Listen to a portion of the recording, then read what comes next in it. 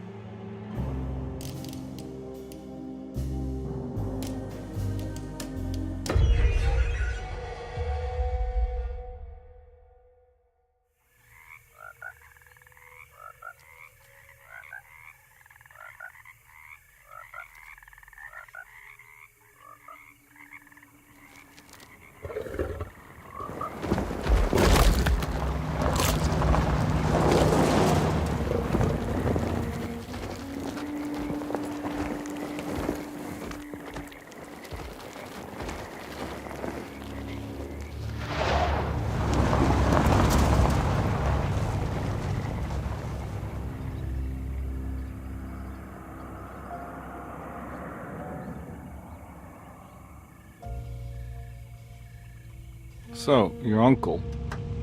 What's wrong with him? He's possessed. As in the devil? Something like that. He says a dark man is following him, watching him at all times. What do you make of it? It's nonsense, of course, but I'd be lying if I said it didn't bother me. You see, it runs in my family. Possession? No, Detective. Deteriorating melancholy. Practically every member of the Hartwood family is driven mad before they grow old.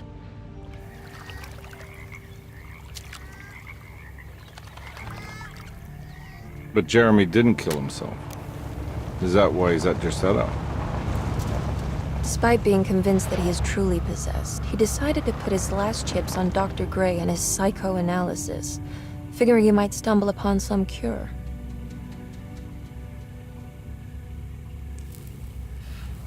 You mentioned the letter. I received a disturbing letter from Jeremy accusing the staff and all the other patients of being involved in some cult. And now they are also out to get him. Could it be real? Or is it all just in his head? It's a story he tells himself, Mr. Karnbi. Anything to avoid the truth. Which is? That we're all terribly insignificant. That people mean so very little to one another. That there is no one out to get Jeremy Hartwood because he isn't worth getting. And here we are.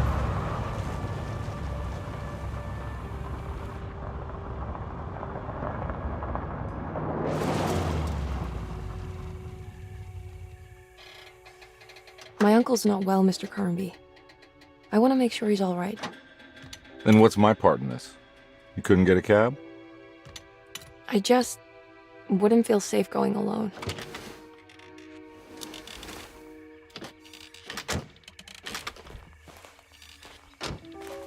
Did you bring a gun? Yeah. You think it'll actually come to that? No. But you might need to wave it around depending on how agreeable the staff will be.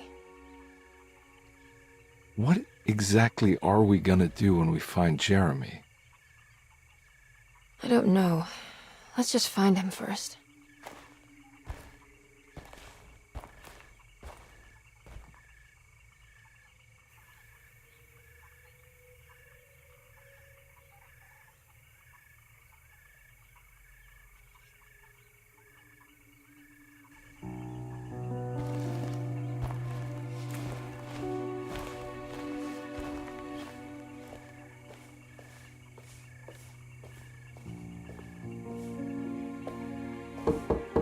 Hello? Hello? Looks abandoned. It can't be. There has to be someone around. Wait here. I'll go around back.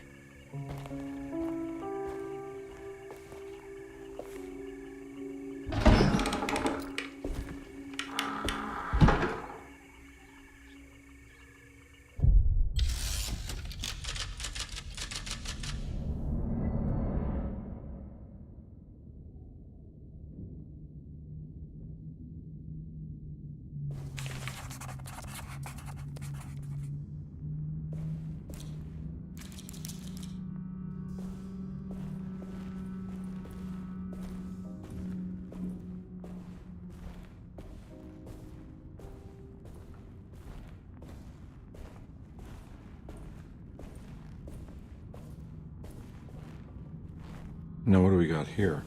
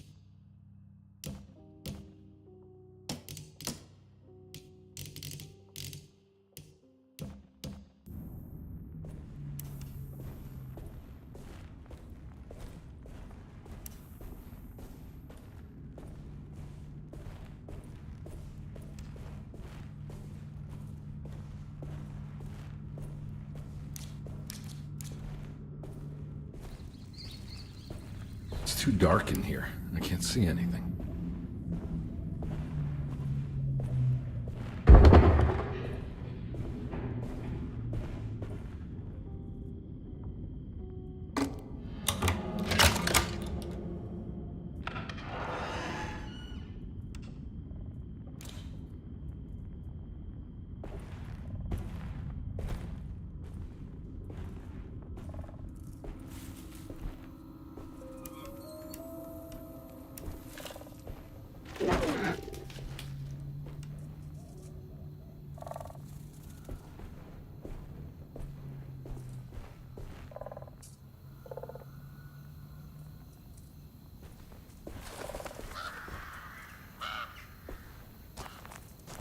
Nah, I'm not getting in there.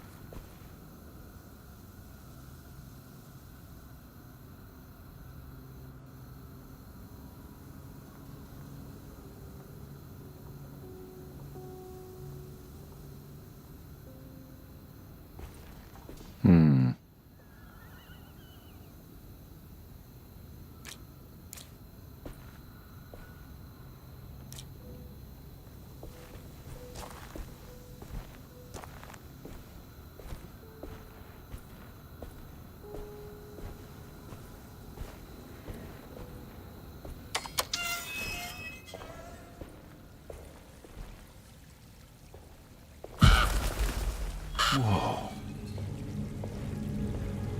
That's one big tree to fit inside a conservatory.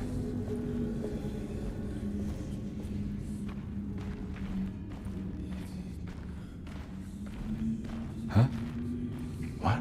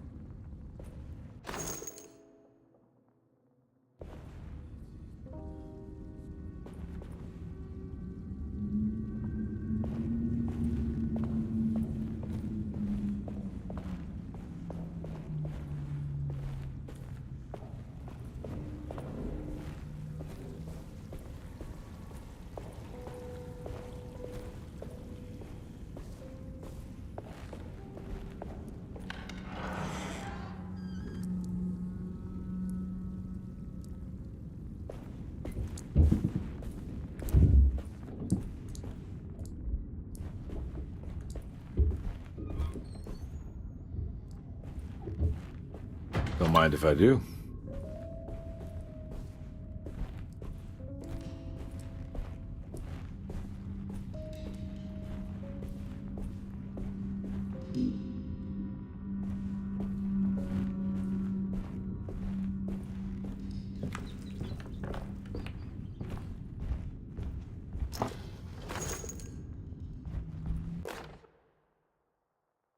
Every day your silence weighs a little heavier. It's been a difficult year for everyone, and many have lost all hope. I read in the papers about people suffering. Pictures of dust-covered landscapes without a drop of water. I wish I knew if you were still tending the earth or if you had turned your back against us. I have started to look for help elsewhere. I pray you will tell me if I am going down a path that you find disagreeable. With help from Baptiste and Charlotte, I found comfort in the practice of the voodoo. I have long been skeptical of that Caribbean cult, but it's been of good use to me. It seems all harmless in my book. I say some words dreamt up by the Creoles, and I carry around a small pocket of gree-gree. Nothing of this is mentioned in the Bible, of course, but the French quarter priestess tells me it's all connected. She says the Christian God is just one more perspective on the creator of things. That's what I like to think, but the other way around, that the spirits of her faith are just aspects of you, our Heavenly Father. I am so grateful for the words you gave Mr. Hartwood. We will sing your praises at St. John's Eve. The world will be blessed soon again. Only the sacrifices of the Old Testament compare to your demands. Let it be the truth. A mother of earth, wood, and dirt. A mother of 1,000 young. Sacred sand.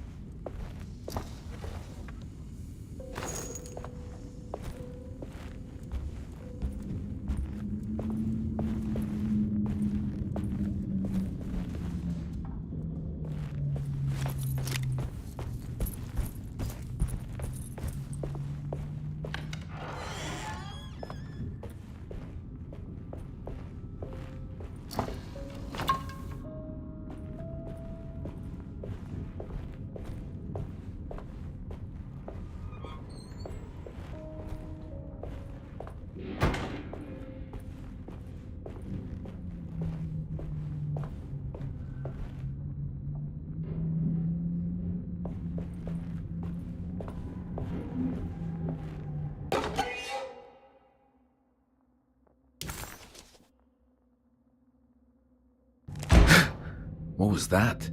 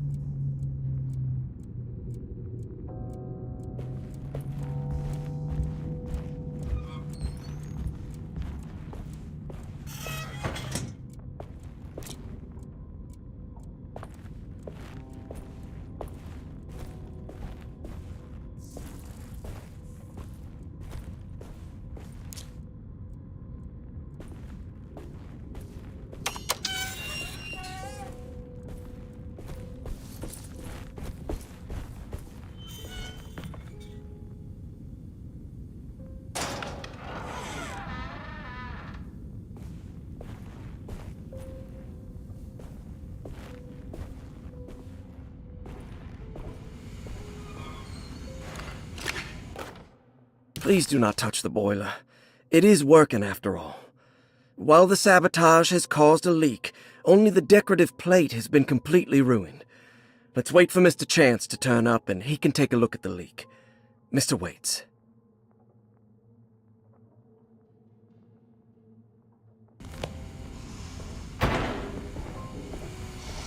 That doesn't look safe.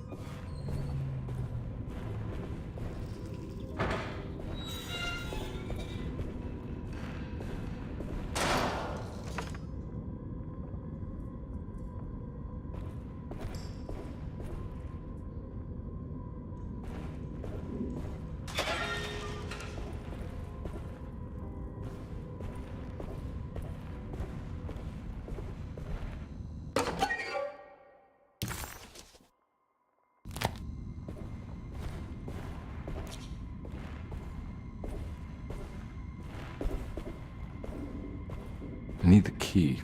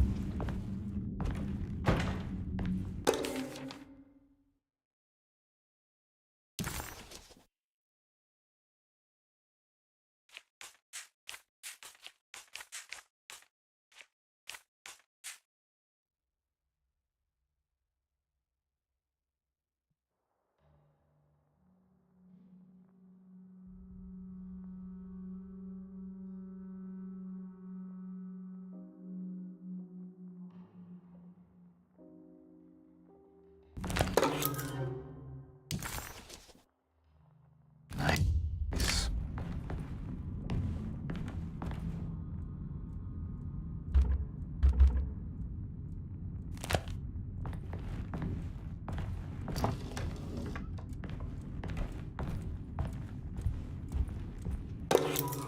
Sunday, June 22nd. I spent all day looking for Jeremy. I should have cared for the others, but I'm scared that he will do something irreversible. Cassandra is upset that I didn't give her the latest shipment of pain medication that Waits brought from the post office yesterday. I would have given it to her, but the company didn't send a new key this time around, so the box is just sitting there on my desk. They must have figured we had plenty of their gimmicky keys by now. I only remember seeing one lately. Grace was playing with it inside the grand parlor. Unless it turns up by itself, it will have to wait. I have to figure out where Jeremy is. I think Jack knew something. That dog of his found a strange rot permeating the house. She's showing us, he said. Like those blots and streaks of fetid rot was talking to him.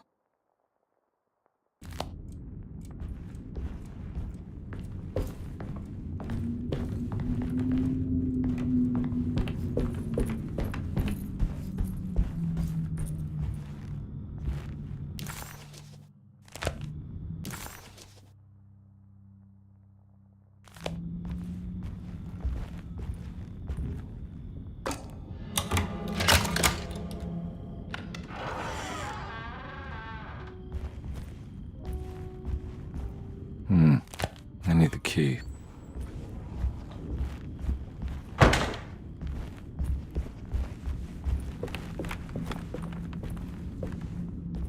It's wedged shut.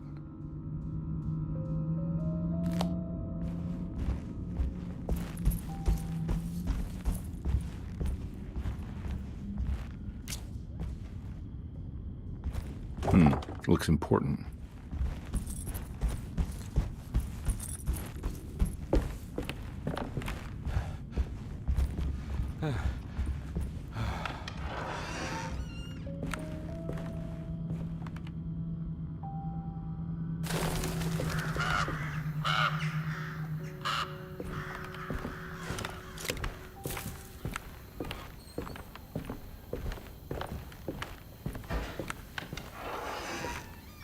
Oh.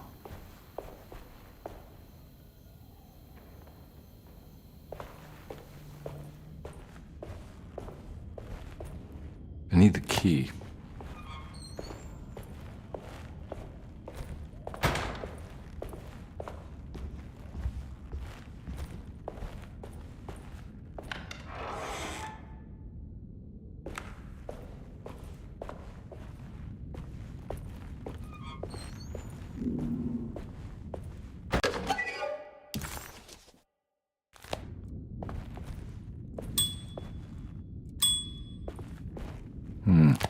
I need the key.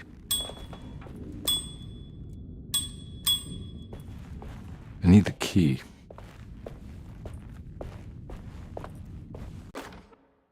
The Great Depression. President Hoover raises tariffs on over 20,000 imported goods in an act to protect American labor. Following the collapse of the Wall Street stock market on October 24 last year, American industry has suffered greatly. Thousands of companies have gone bankrupt and left a large part of the American workforce unemployed. In an attempt to turn the tide, the Smoot-Hawley Tariff Act has been signed by President Herbert Hoover. By regulating commerce with foreign countries, the government hopes to encourage the industries of the United States to compete with cheap foreign imports. Superstition on rise. New Orleans voodoo stores and spiritual mediums see increased profit during troubled times. While the market has faced hard times ever since Black Thursday of last year, voodoo doctors and snake charmers see significant rise in number of customers. With the coming Eve of St. John on the 23rd, the police expect increased cult activity around Bayou St. John, the southern shore of Lake Pontchartrain. Voodoo rituals in that area on the Eve of St. John have a long tradition reaching back to the first snake worshippers brought as slaves from West Africa. During the 19th century, its practice was popularized by the legendary Marie Laveau and has since been embraced by many of the Creoles and the surviving aristocracy of the French Quarter. Author seeks asylum. Rumors regarding author Cassandra Beauregard making Derceto her home verified. Derceto Hospital is an old plantation building on the eastern shores of Lake Pontchartrain. While often considered an asylum for the insane, residing Dr. Elmore Lee Gray prefers to think of it as a convalescent home, a place where you can go to rest. The patient list is kept secret, but thought to include many of the black sheep of wealthy families, because at Derceto, treatment does not come for free. Local author Cassandra Beauregard has now been confirmed by her own admission. She's been lauded as a powerful Creole voice and written many successful books. Lately it was reported from Hollywood that she has finished a moving picture manuscript titled Slaughter Gulch. That film is set to hit the theaters next year.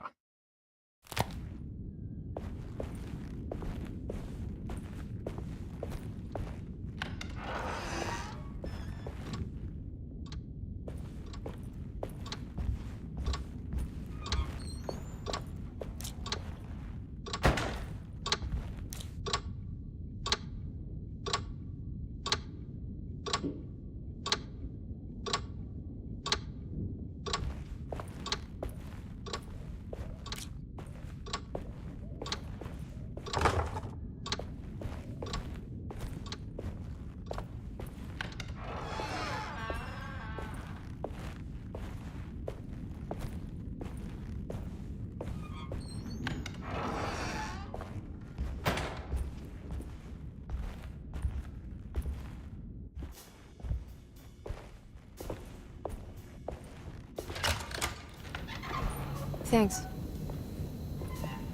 What are you doing? Who are you? Whoa, pardon me, excuse me. My name is Edward Karnbi, private investigator. I hope you don't mind we let ourselves inside. I do mind. This is private property. You can't just barge in here. I'm sorry about all this, but I'm looking for my uncle. It's urgent, and no one was answering the door.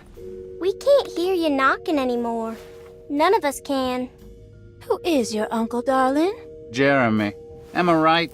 She has that Heartwood gloom, doesn't she? That's right. I'm Emily Hartwood. I just came to make sure my uncle is all right. Well, he is unavailable right now. You will have to come back another day. Unavailable how? Is he sleeping? We can wait. He's lost. Don't I know you from somewhere? Who's your man again, Miss Hartwood? My name's Edward Karnbi, private investigator. Splendid. Enough! All of you! Get back to your rooms! McCarthy, keep your eyes on the child. And you two, please leave immediately. Look, we're not here to cause any trouble. Just let us see the old man, satisfy the curiosity of my client here, and we'll be off. Jeremy has gone missing. There's no need to worry, but it might be some time before he turns up. The whole staff is looking for him. What? He ran off? I don't have time for any of this. Please, come back tomorrow. All right, in that case, we'll just wait in his room. You don't mind, do you? It's upstairs, right? Wait, you can't. Don't worry, we'll be discreet. In the corridor. It's the first door on your left. I'll tell Dr. Gray you're here. Excellent. Thank you, madam.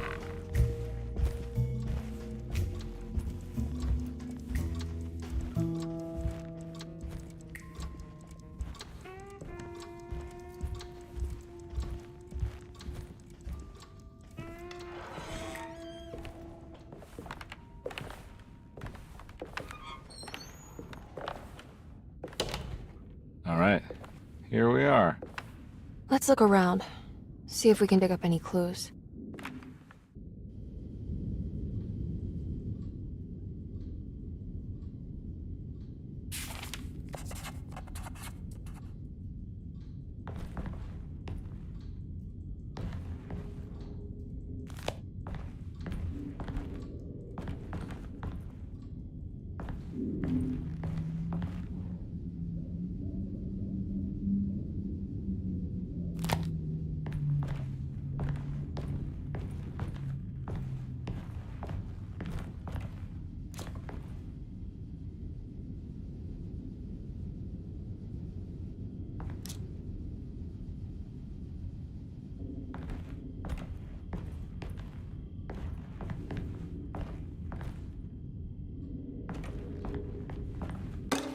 Every night the dark man stands opaque at the threshold of my room, counting the days until my spirit spills out of my tired shape. Only his pallid mask shelters my remaining sanity. Staring directly into the face of that demonic sultan would surely sunder time itself. Would he have looked the same to my father as he struggled for his life? Does his veiled face haunt my niece quite the same way? I wish so that I could rest my soul in that sunburnt convent of Teruel. Would I find you there, Juan? Or Senora Perosi, back from the beyond? Every night I hide from him, moving from one misshapen memory to another. Scenes conjured out of fantasy and delirium. Places I struggle to even paint. I wish I understood your death, Signora. Is there anything I could do for you but bury you in that bleak necropolis? That triumphant chapel, right? How did you first come to understand such things, Signora? How did you know that the battered boil in the basement would lead me to Lafayette Cemetery? Or how the old upstairs clock, with its astronomical motifs, would take me to that hateful mound outside of Claremont Harbor? Those are my memories, my past. Is there perhaps a chance, if ever so small, for me to see Teruel? Oh, I want that more than anything. Please, Let my talisman take me there. Let me sit with Juan under his Bodhi tree. Despite having sold me that talisman, Miss Jackson, the voodoo priestess, revealed none of her secrets to me.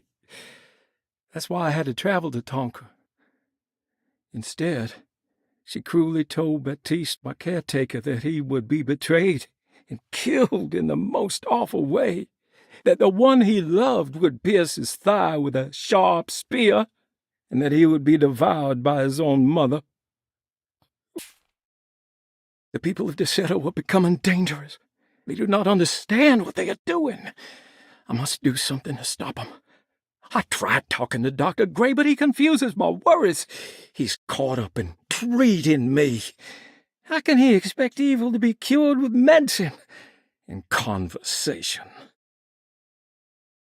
The orderlies, the housekeeper, and the patients are all deranged. They will call upon evil to enter this world. All will be lost. Everything. Unless I can find the clerk, Mr. Waite. He seems to be a clear-thinking man. Maybe Beauregard. The dark man offered me a prison, and I accepted. I signed that miscarried contract and entered the dark pact. Everyone is safe, except for me.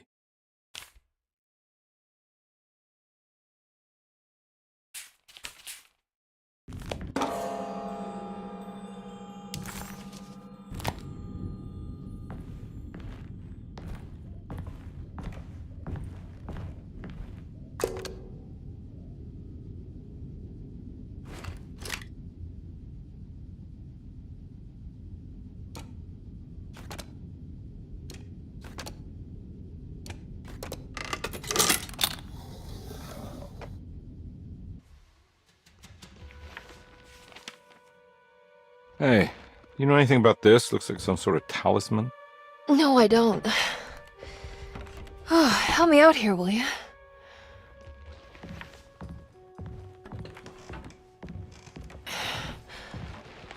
I would kill the guy to throw some of this stuff out. I'd be crazy too if I had this much junk lying around.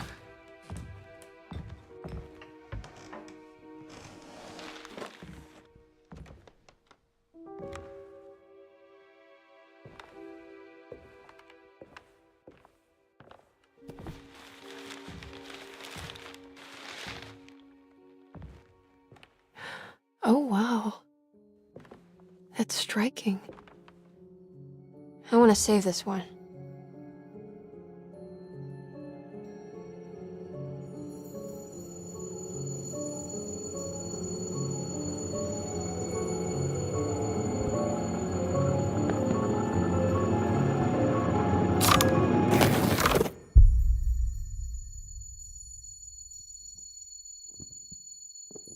All right, come on.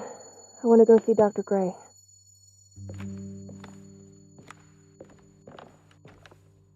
Come on, let's go.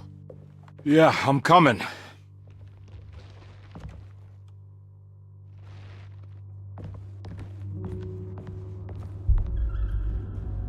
Miss Hartwood.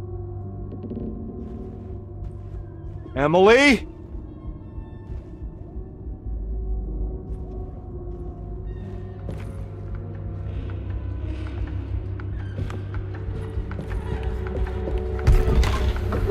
What the hell is going on?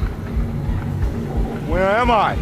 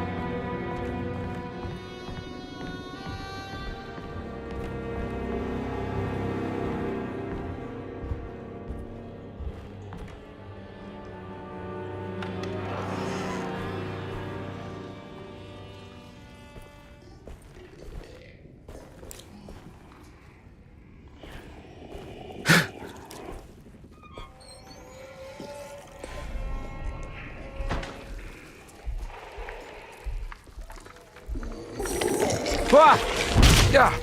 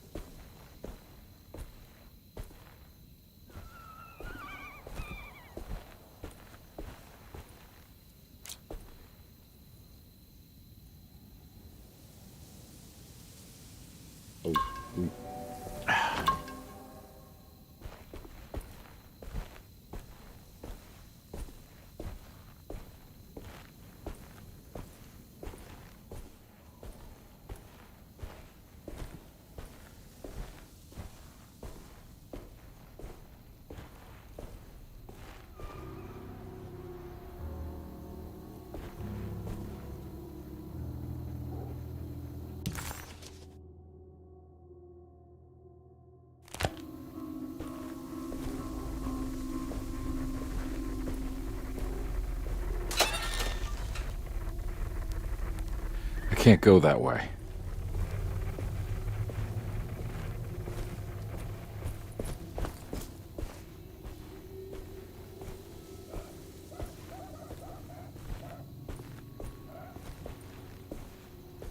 What the hell is going on?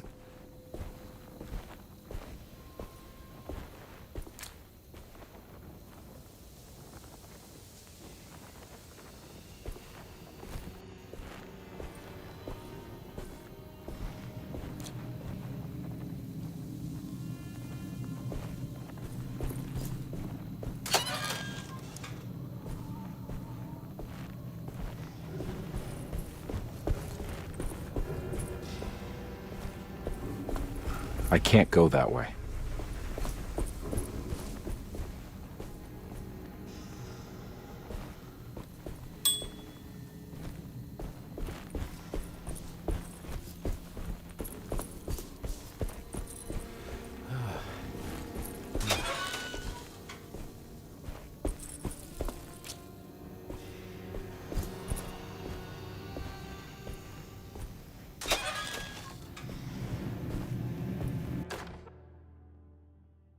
Nice.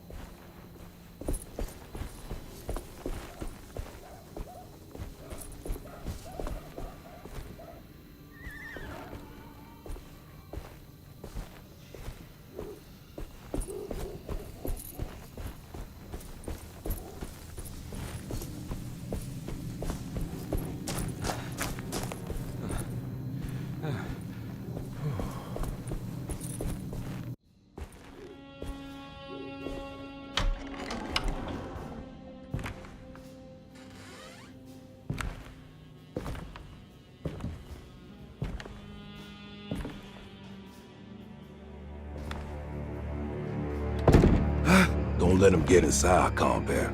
They're not the good kind. Is this your store? There are no owners here. We both strangers in Jeremy's story. Jeremy did this. How? The pact with the dog man. Jeremy warned us, but we didn't think much of it. I'm Detective Edward Karnbi. I was hired by Jeremy's niece to find him. Oh, yeah? How much you paying you? $150. She's sure getting her money's worth tonight. Are you a thinking man, compare? No, not if I can help it. You know, I think Jeremy's hiding in a way we can't find him. He has this juju necklace that guides him. The talisman? That's right. It's some magic charm he got from Miss Jackson down the street. The voodoo priestess? You know surprising things, compare. Yeah, the Mama Loa. Here, take the key. I locked the gate to save her place from all the ghouls and goblins getting inside. Maybe if you go there, you can find some clues to show you the way. Thanks. I'll have a look.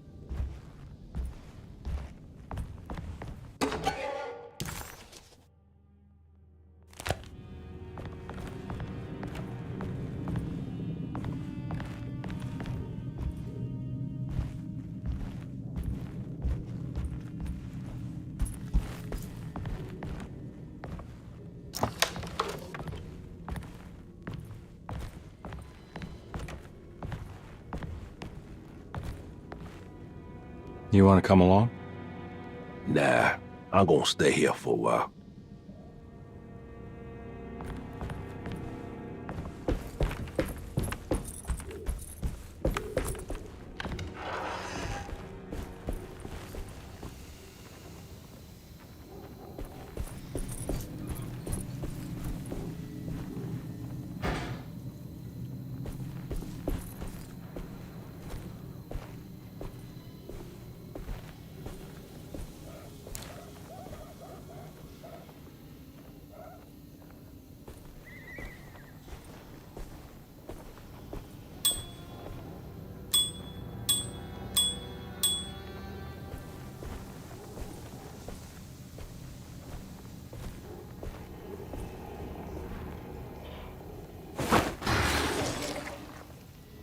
What?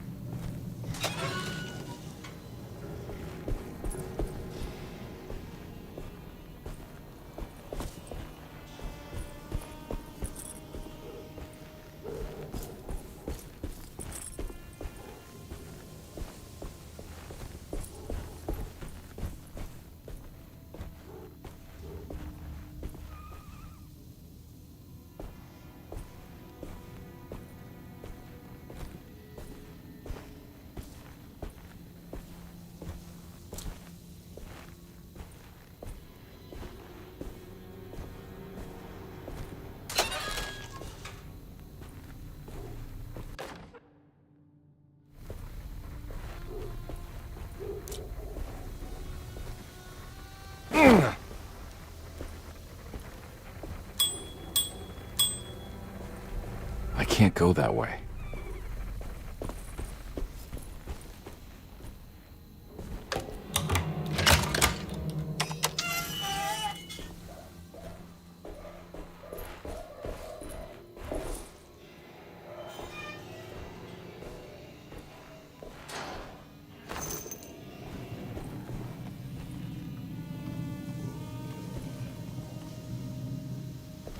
Oh.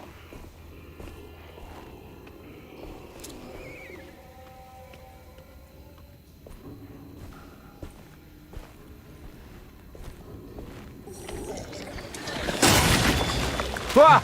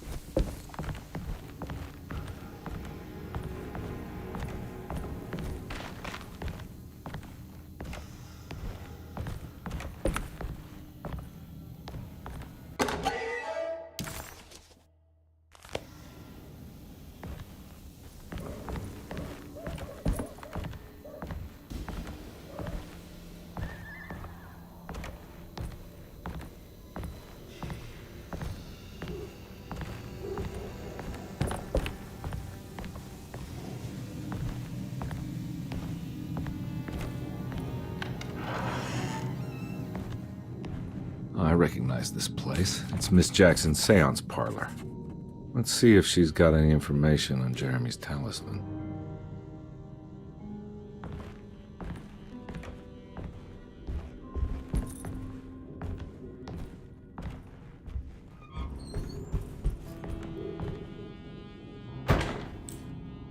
It's the talisman, like the one in the painting.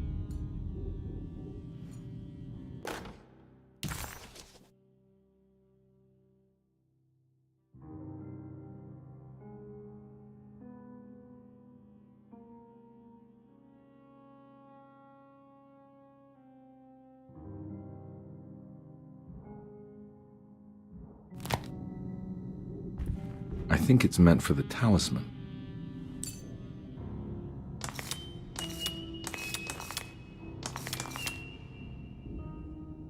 I think it needs numbers, like coordinates. Maybe there's something in Jeremy's notes.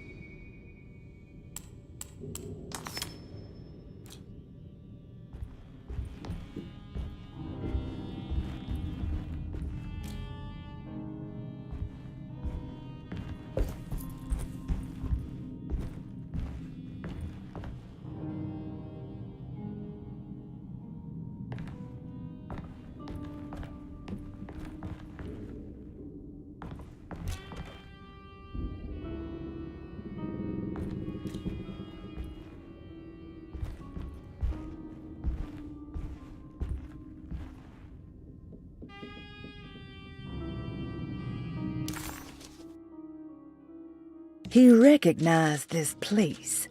It was Miss Jackson's seance room. The last time he was here, he had been trying to figure out the significance of wasps' nests and horsehair wrapped up in red silk.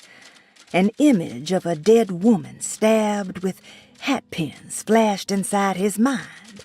Karnbi shuddered. This was no time to dwell on the past. He needed to find out about the talisman and get back to Deseto.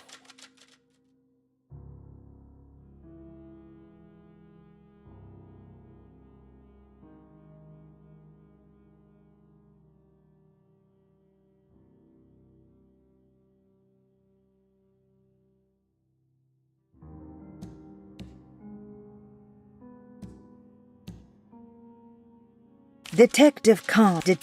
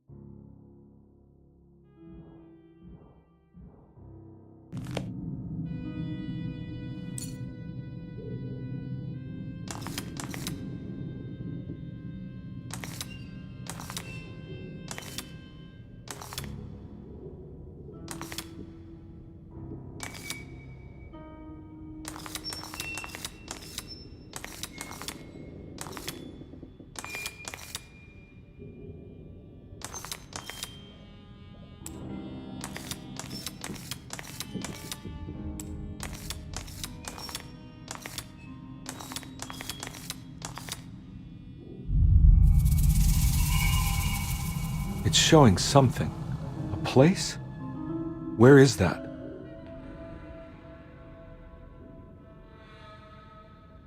Huh.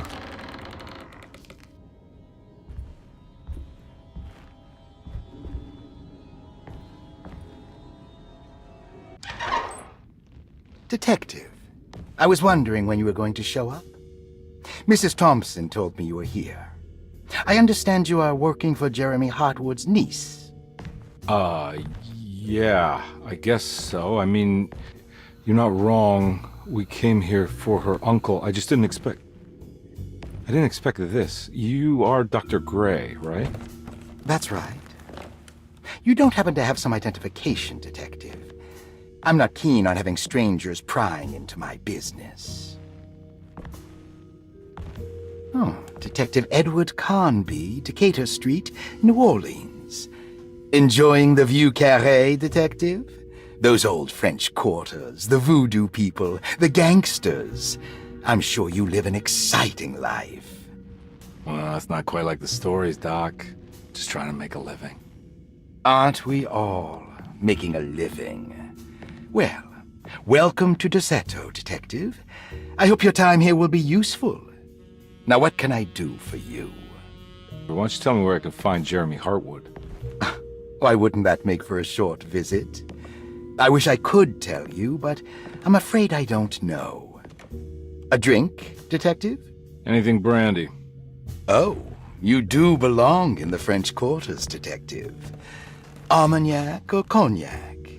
You know, just give me the cheap stuff. I'm not much of a connoisseur. Having low standards is not a virtue, Detective. Let me see if I can broaden your perspective. What can you tell me about Jeremy? I wouldn't want to go into details about his condition. Doctor-patient confidentiality. I'm sure you understand. Sure, but he is crazy, and he's gone missing. Why? Here, try this. Ooh, it's good. Got a bite? It's called a sidecar. The trick is not to be afraid of the tartness of the lemon. Then, for goodness sake, don't overdo the triple sec. Okay, what can you tell me about Jeremy? Well, let me think. He is an anxious man, constantly worried about events not presenting themselves according to his model of predestination. He complains about things not being carried out in the right order, and that some things simply shouldn't be. Is any of this helpful to you? Not really. I was hoping for some direction where to look next. I'm sorry. I have nothing for you then. You should talk to my orderlies. They have been looking for him for a while now. I'm sure they would appreciate your help. Yeah, I ran into Batiste earlier. Come to think of it, he might have given me a lead. Oh, excellent. So your investigation is already underway. I'm gonna go, but I'm sure we'll meet again. Looking forward to it. Safe returns.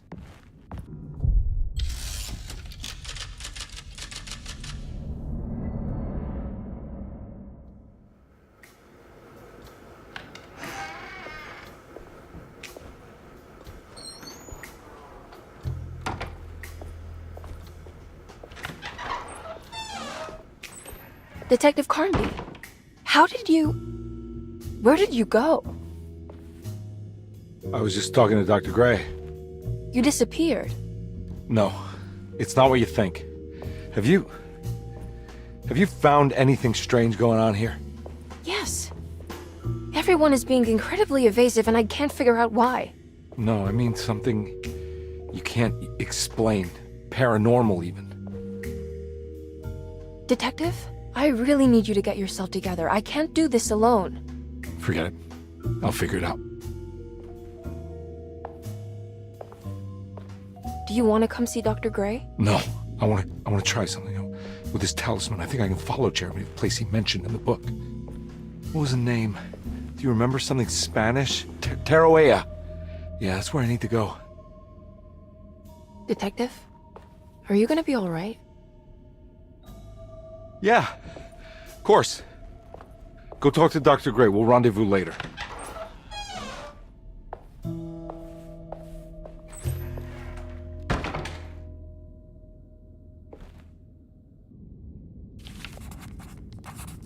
This talisman brought me back from the French Quarter in the blink of an eye. If Jeremy can travel so easily, then he could be hiding anywhere, even Tarawea. If he can do it, so can I. I just need to figure out how the talisman works.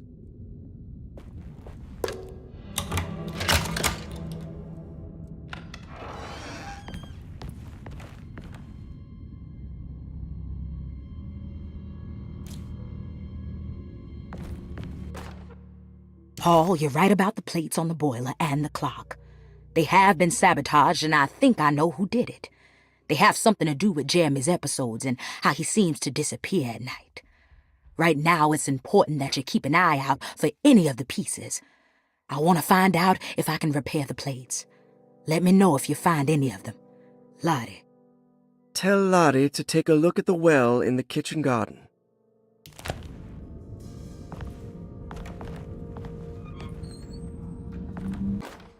Saw your notice in the boiler room. You should know Mr. Chance won't be coming back. I got no business being in there myself, but you can take a valve from the wine cellar if you want to try to stop the steam pouring out. Be careful. Dr. Elmore Lee Gray is DeSeto's chief doctor. Accounting and all administrative work is handled by me, Paul Waits. Magdalena Thompson, or Mags, is responsible for the household. Jean-Baptiste and Charlotte Tabois are responsible for keeping the guests' medical regimens in check. Finally, Jack Chance is our gardener, who can occasionally be seen in the conservatory, but is for the most part busy outside. There are currently 6 guests at DeSeto. Malcolm...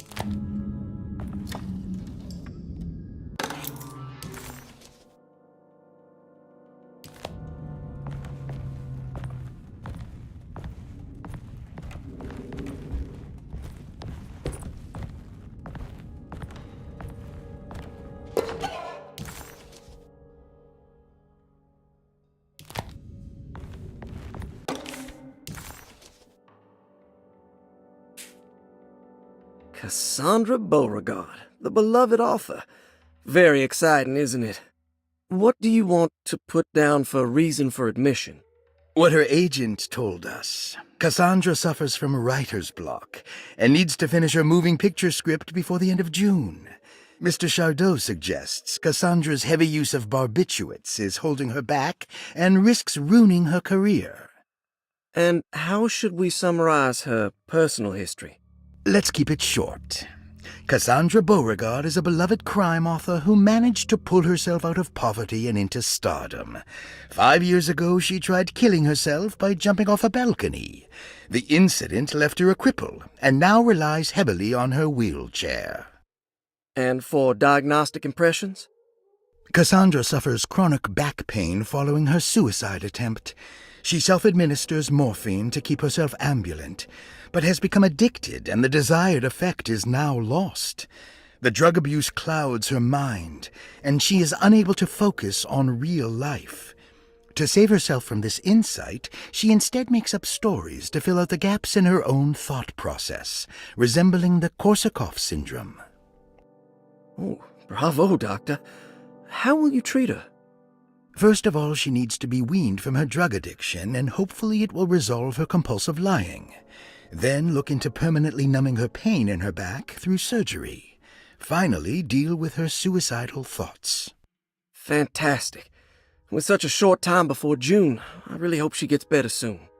We will do what we can.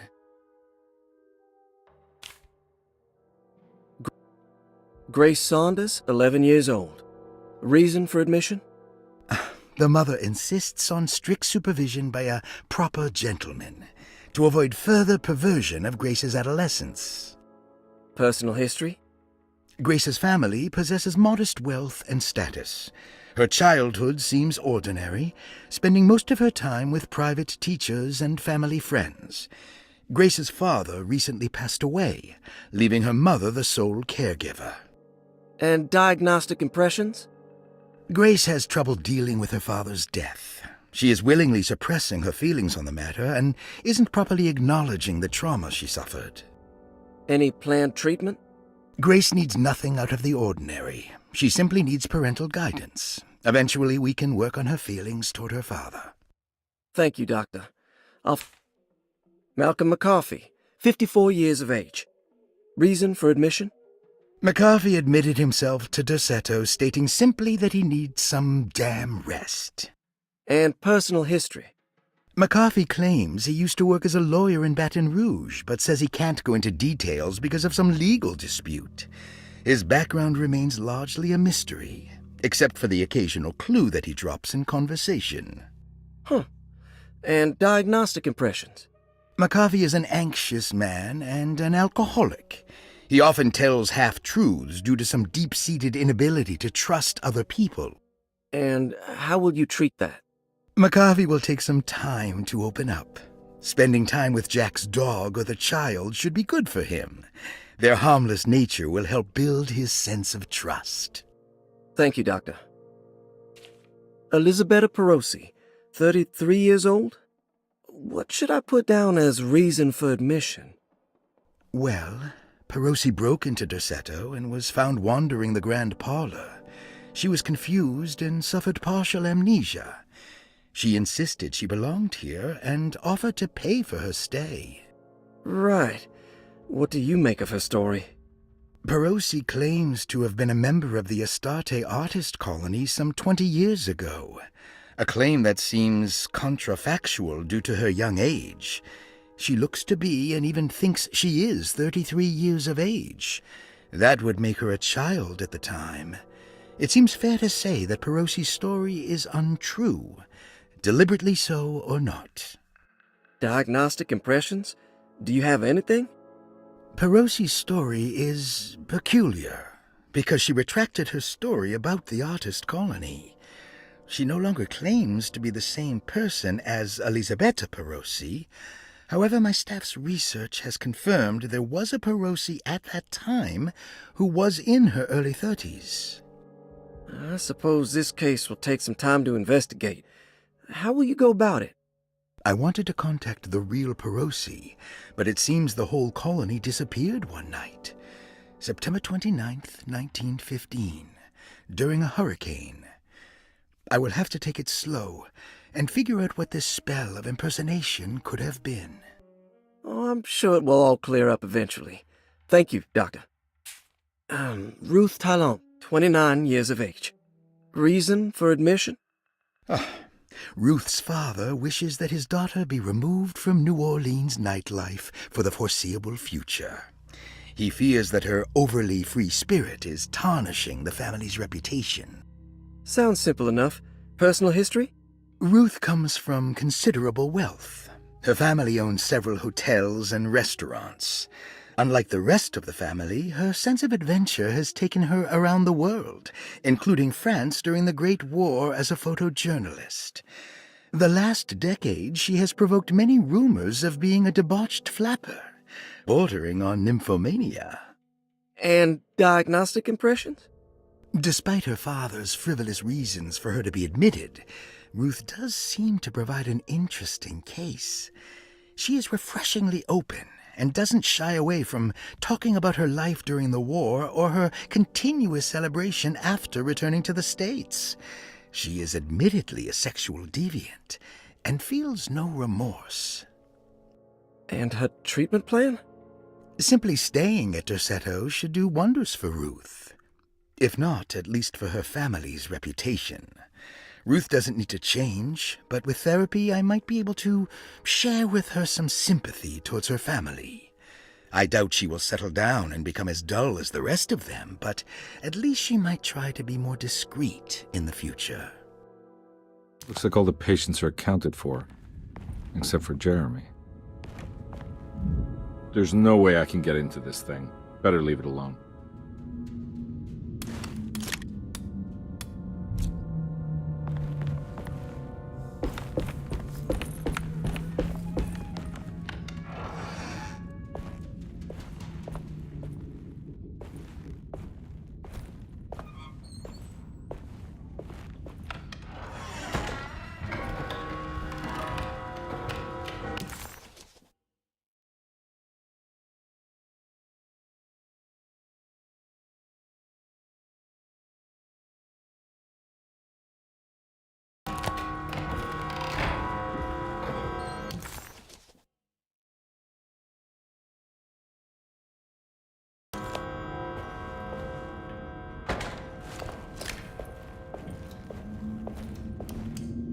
key.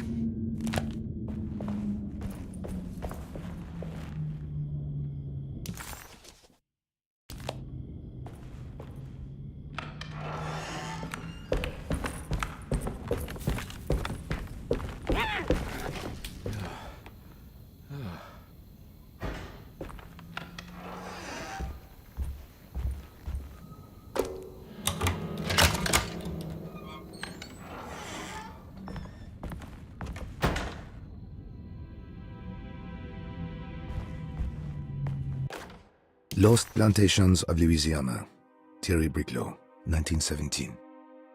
Derceto was a small plantation on the eastern shore of Lake Pontchartrain. The land was considered difficult for industry and was sold for only $30 to Elijah Pickford in 1818. Pickford employed hundreds of workers from nearby New Orleans to clear the woods and build a small plantation mansion facing the lake with a striking Greek Revival temple facade. Derceto kept a modest production of Perique tobacco and indigo that persisted up till the Civil War. During the antebellum era, Derceto was the source of many rumors concerning voodoo and witchcraft. People who traveled the lake reported seeing people dance at night in front of bonfires, bleating and wailing. On June 17, 1862, Captain J.W. Norton of the Union Army recounts leading a raiding party from ships anchored in Lake Pontchartrain in order to seize control of Derceto and free the slaves working there. The captain was surprised to find the workers fighting back with unprecedented zeal. Norton's account describes these men and women as enraged with fanaticism. Pickford reportedly tried to placate the raiders, but was shot in the confusion. Captain Norton left the mansion burning and retreated to his ships with his men. Derceto was left in ruins for several decades. The ownership of the land was long disputed and returned to the Ledoux family in 1901. Several police reports were filed during the following years as the Ledoux tried to get rid of a camp of squatters on their land.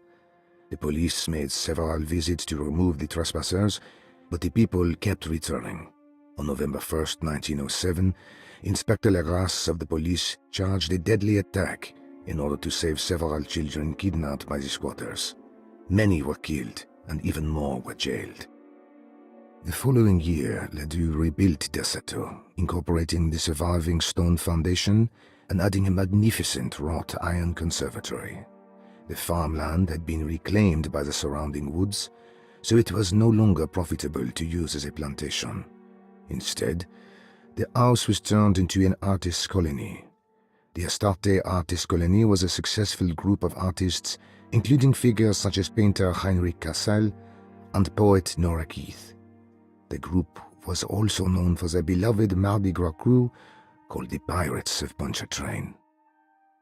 On September 29, 1915, a tropical hurricane tore through Louisiana, causing Lake Pontchartrain to flood New Orleans. Due to the remote location of Derceto, it took almost 2 weeks for outsiders to learn that the artists' colony was abandoned. The 12 residing artists had all vanished without a trace. The empty mansion of Derceto still stands on the shore of Lake Pontchartrain, with much of its temple facade intact. The Ledoux family currently has no intention of repairing the house.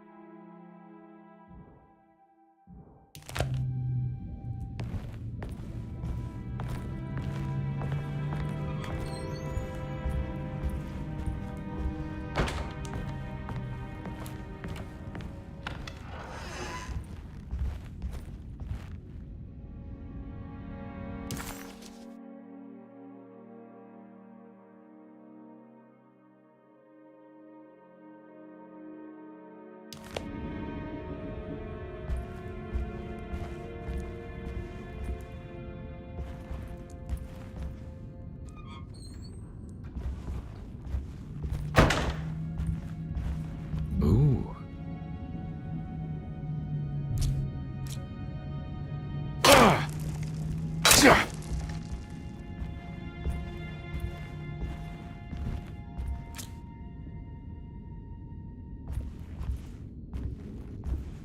It's wedged shut.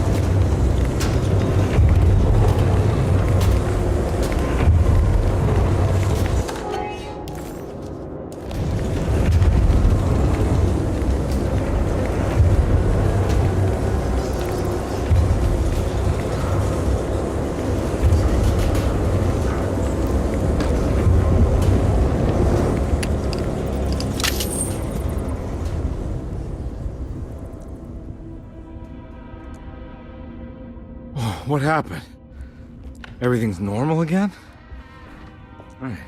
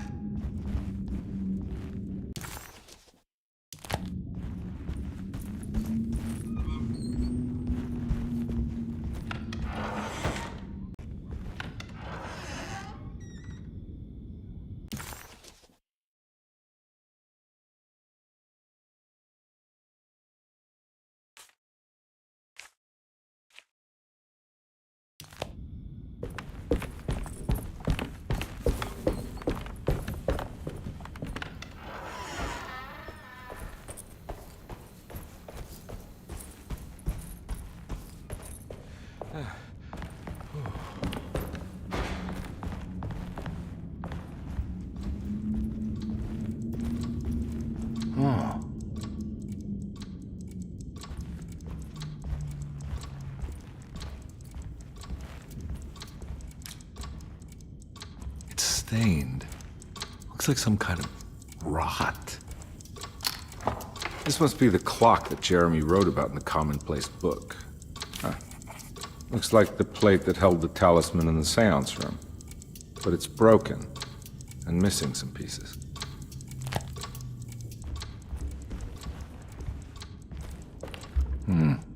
I need the key.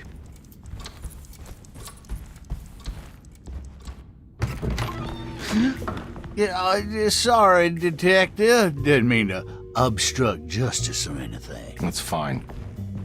You know, I'm kind of busy with my own case of a missing person. I was wondering if you've seen Grace, a girl about yay high? I can't say that I have. Why are you asking? Well, I'm looking for her. Is she in trouble? No.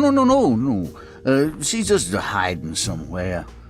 But we can't have a rascal like that running around unchecked at a time like this, you understand? Well, I haven't seen her. Well, let me know if you find her. I'll be around. I'll keep an eye out for your man, Jeremy. You scratch my back, Detective, and I'll scratch yours.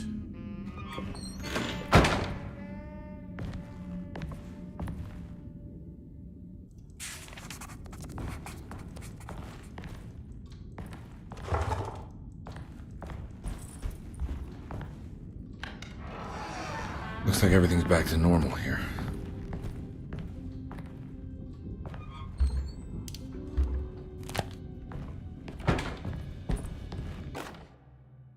Emily's here.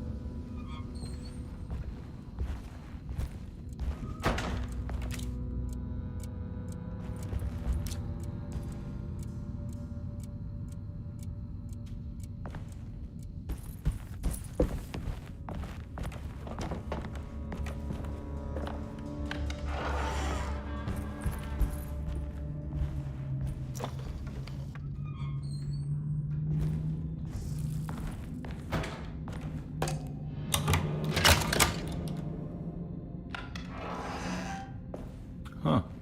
How eccentric.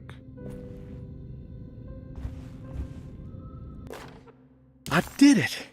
I crossed the thresholds to my intended destination without a focusing device. My talisman now knows these roads, and I have no need for the plates. I can find my way to Lafayette as easy as I find my own room. I visited the grave of my father and seen the oven waiting for me. Thank you for opening these doors. I now must summon my courage and go back to that hateful mound outside the oil rig. I hope you'll be feeling better when I return. Jeremy.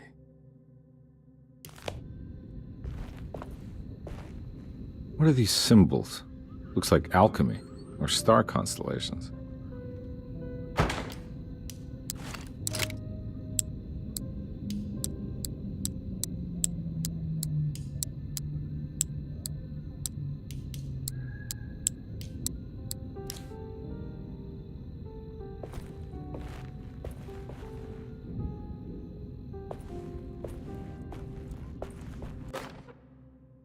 Will I need to remember how to get them out again? They are locked up for good reason. I am sure she is still able to whisper the answer in the ears of the wrong people. But not for long. I will see her burned soon enough. That black goat will be sacrificed to put an end to it all. Then it will all be over. No more Derceto, and sadly no Astarte. Those good pirates of Pontchartrain. May you still sail the lake, until you find the shores of Hali.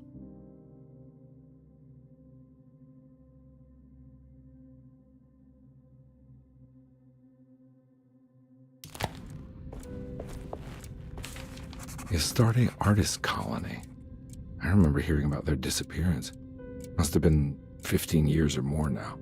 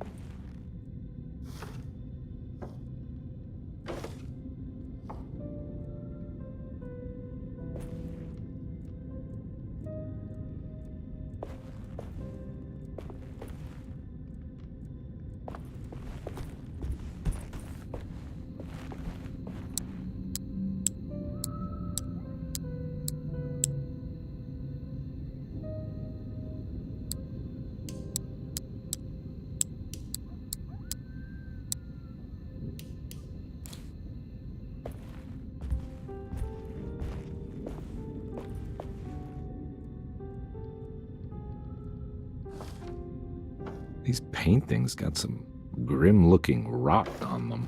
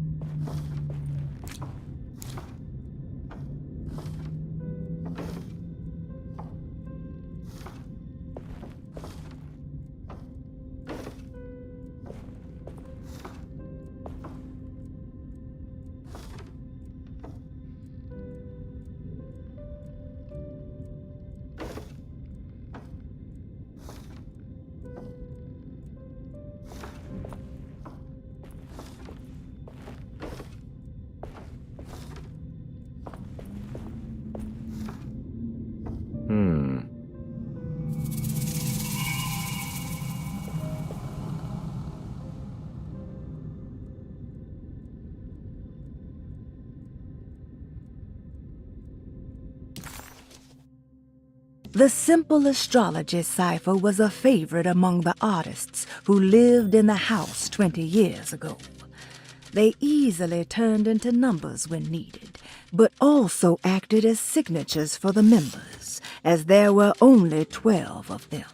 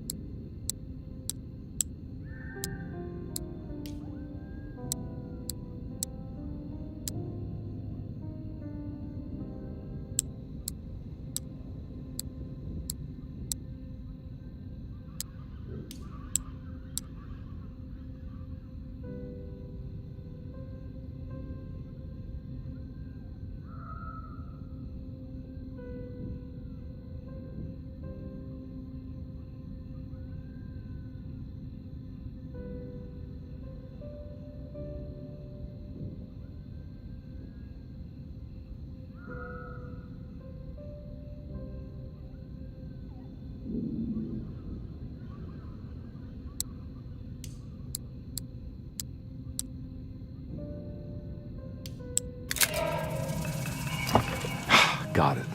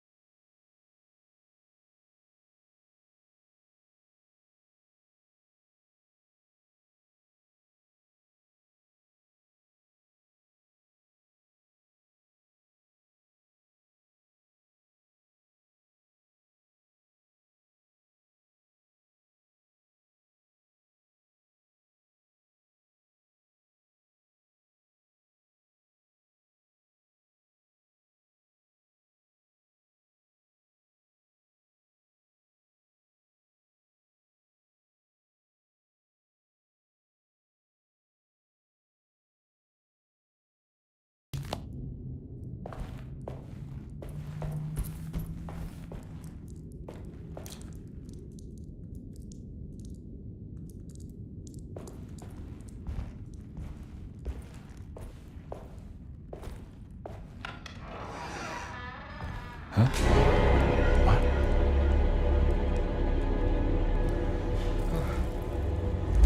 Go!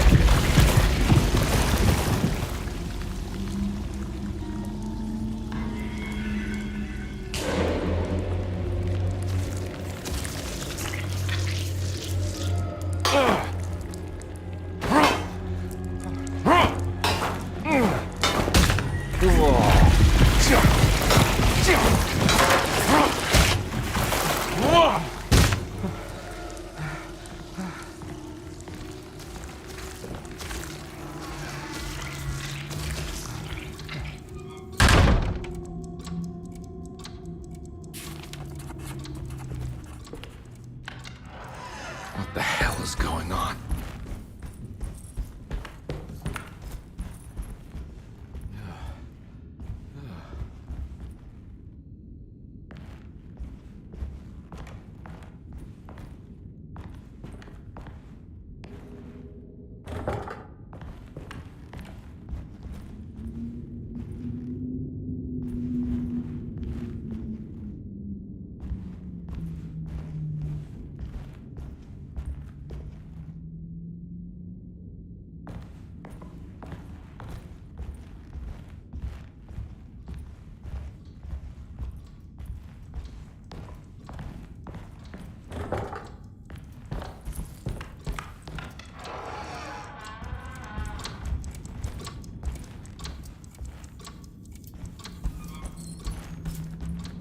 I need the key.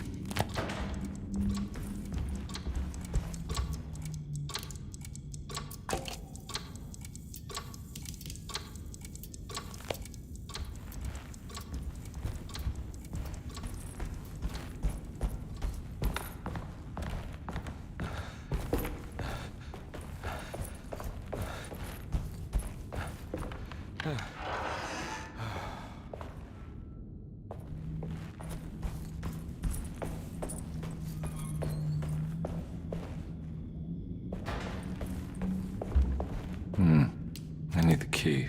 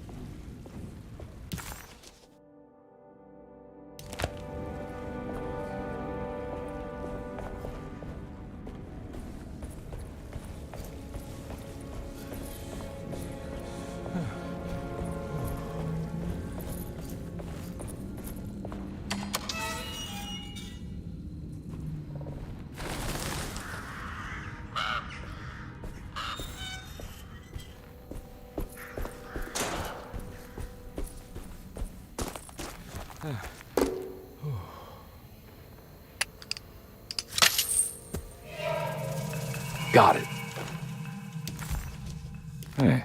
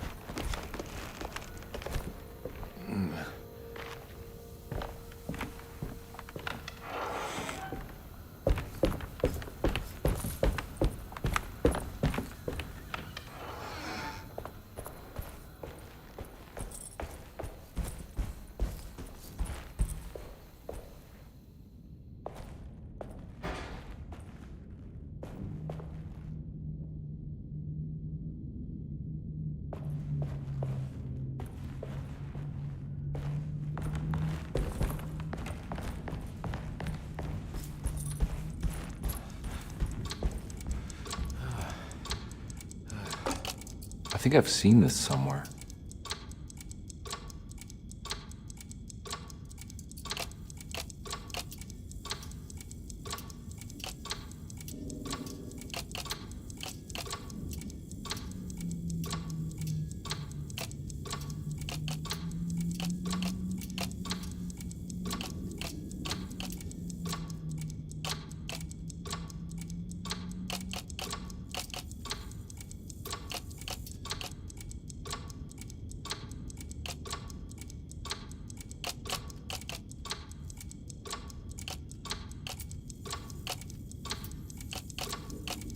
There was something in the commonplace book about this.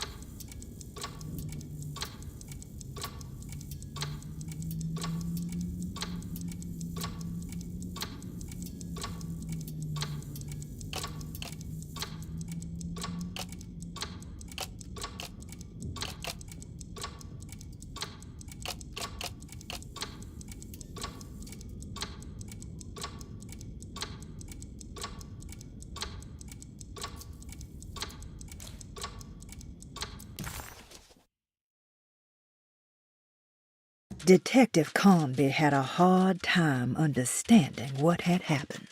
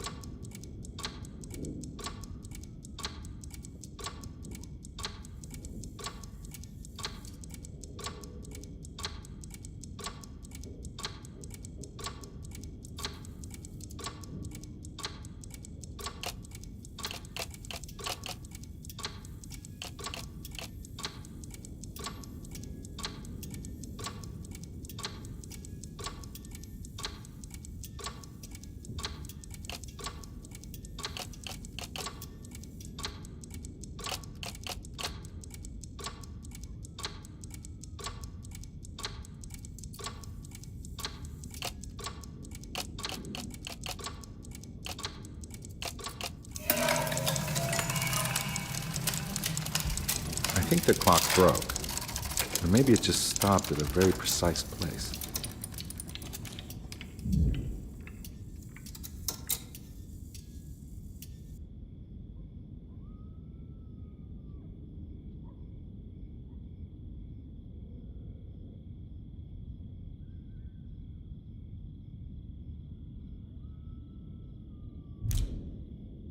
Huh.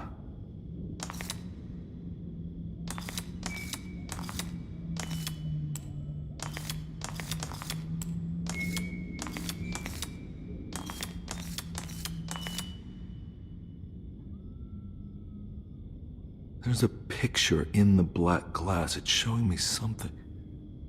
It's the hallway outside Jeremy's room.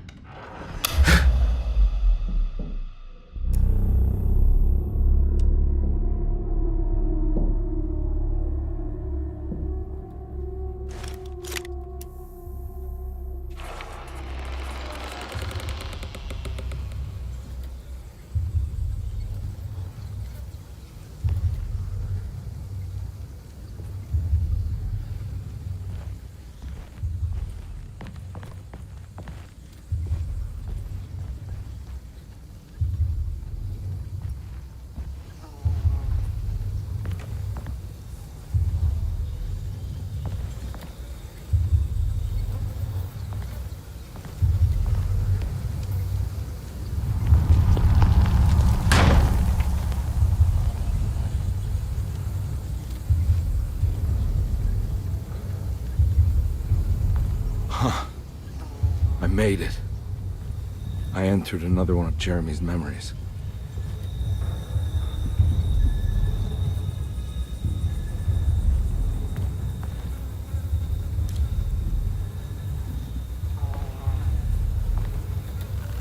Ugh.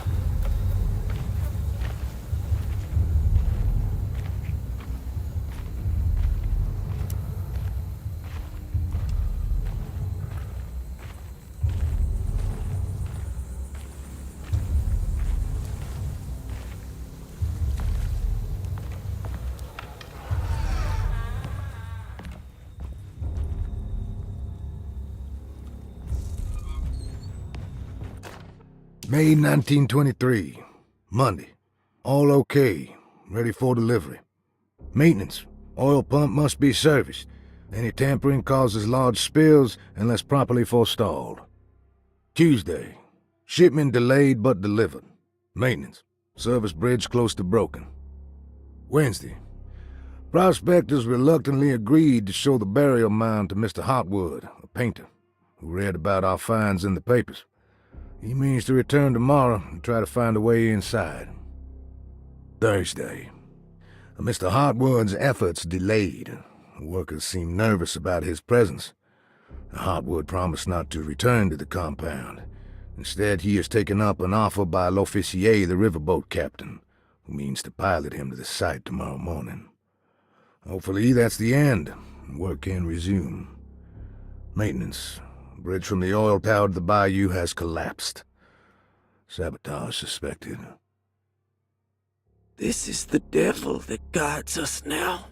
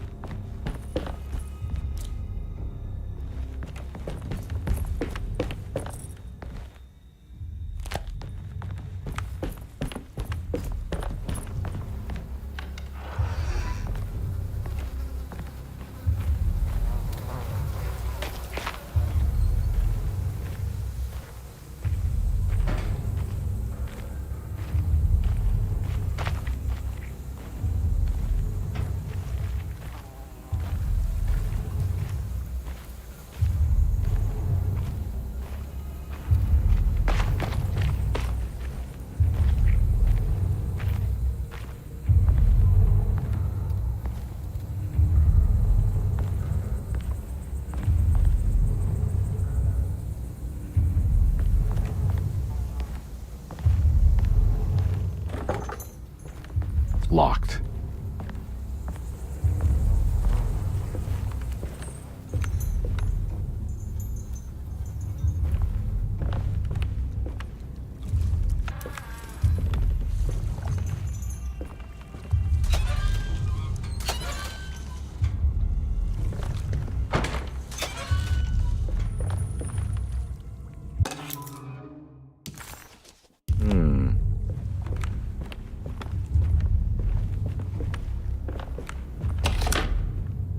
Locked.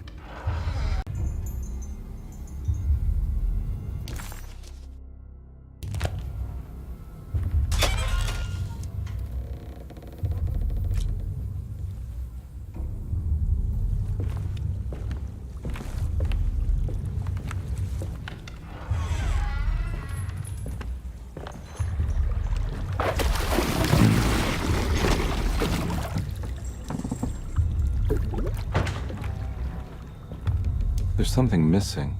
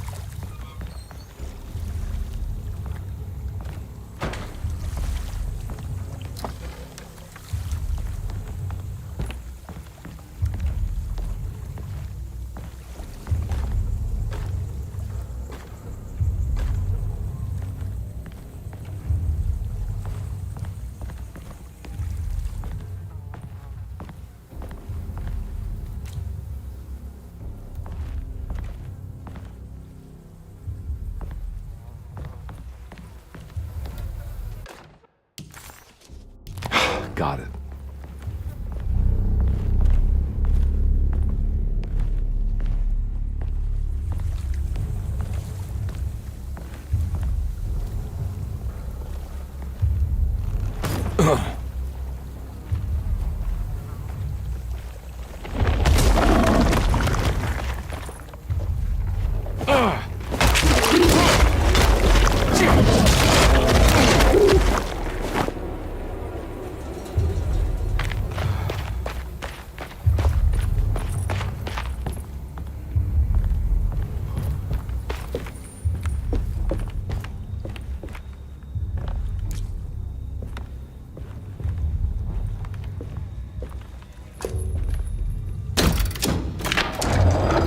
Worked.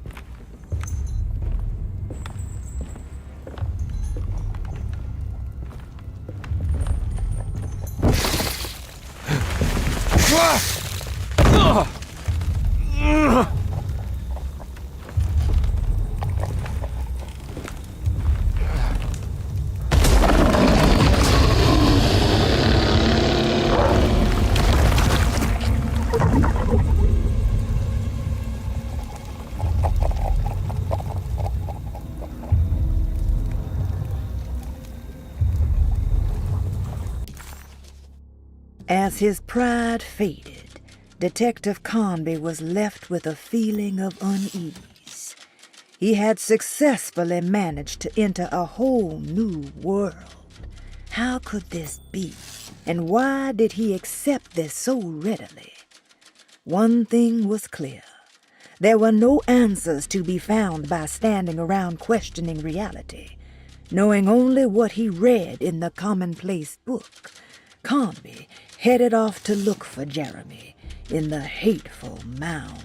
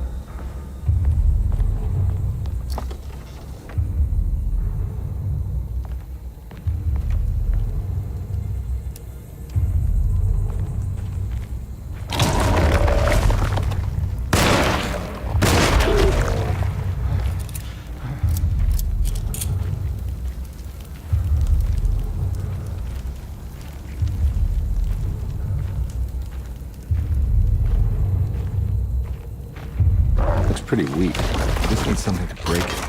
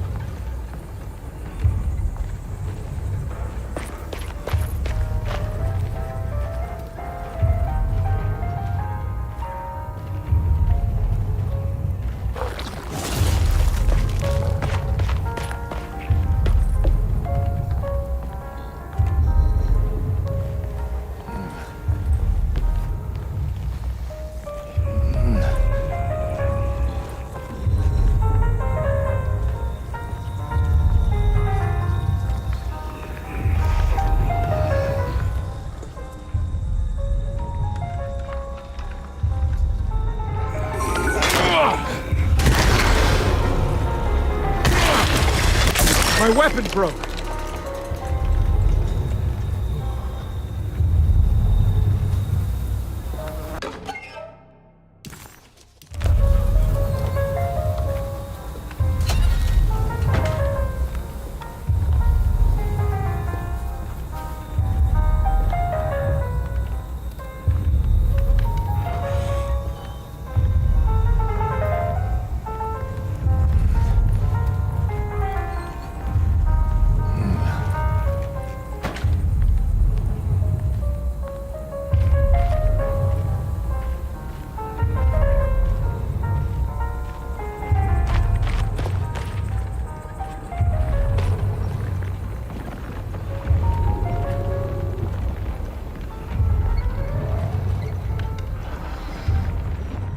Huh.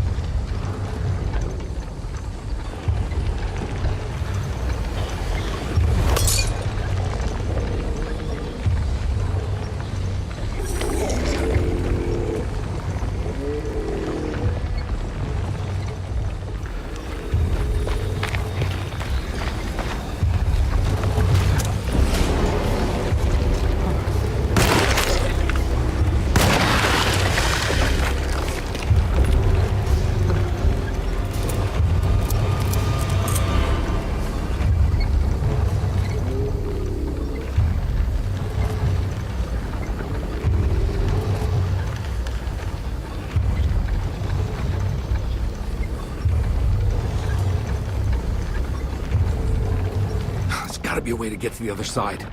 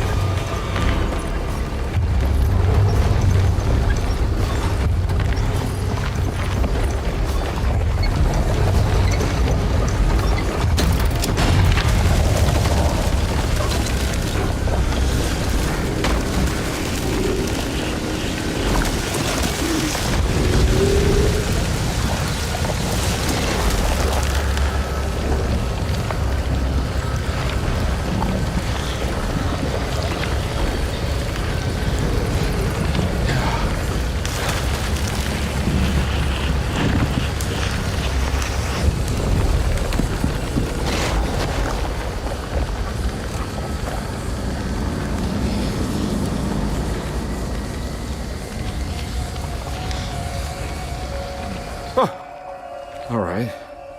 Now what?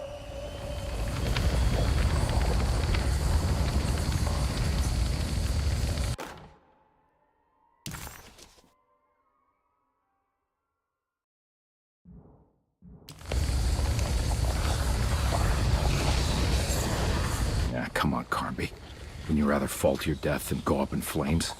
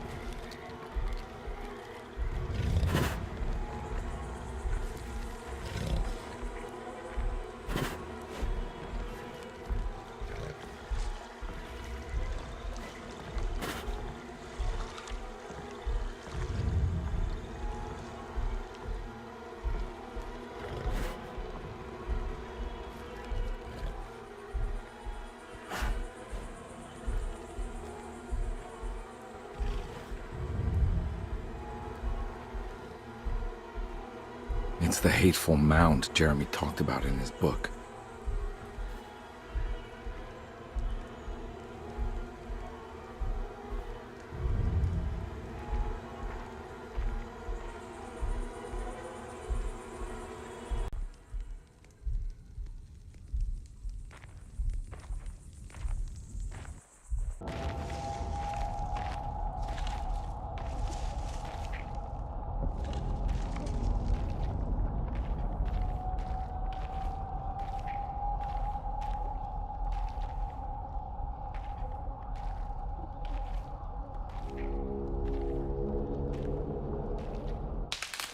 Don't come any closer.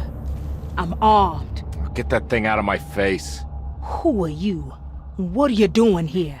I'm just a detective trying to find something called Tarawea. You after Jeremy too? Why? I'm working for his niece. She wants to make sure he's alright. He might be unharmed, but far from alright. He's a curse upon Deseto. Here we go again. Quiet!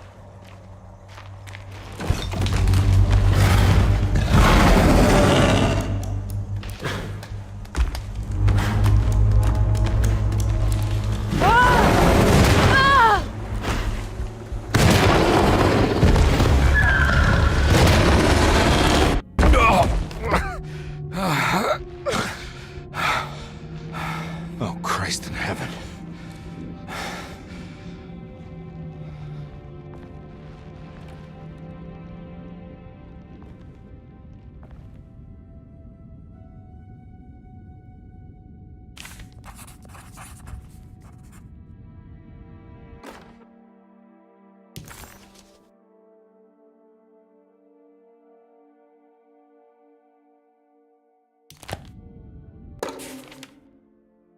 Reflections on the Power of the Verb in Certain Texts by Juan Luis Jorge.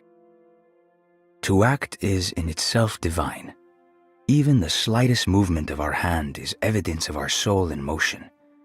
Yet our free will is so easily overwhelmed by the dullness of everyday life. Our actions become rote and rigid, in spite of luxury and comfort. True divinity is found in the choice of leaving the stage where we all perform. People who discover this freedom unexpectedly will be struck by the terror of this revelation and become paralyzed, or worse, turn to suicide. However, if you are able to weather that storm, you will discover that there is a divine path beyond that fear. There is a chance to dismount your destiny and make something new. Something that hasn't been planned for or predestined. There is difficulty in explaining this type of acting as it transcends our everyday choices. This isn't some banal decision choosing one career over the other, or even who I should marry. Leaving the stage, no matter how, isn't a matter of course correction. It's a rejection of the story that the Creator is telling.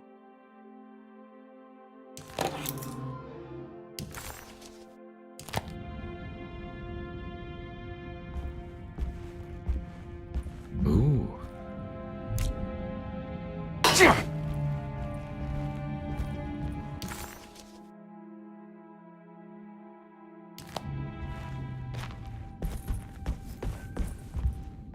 It's wedged shut. It worked.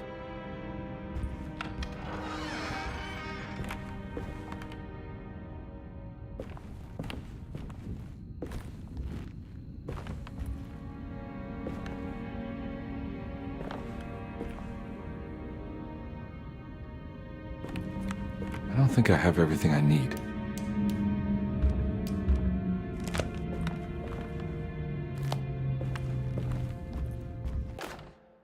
The Barlow lens. Instructions.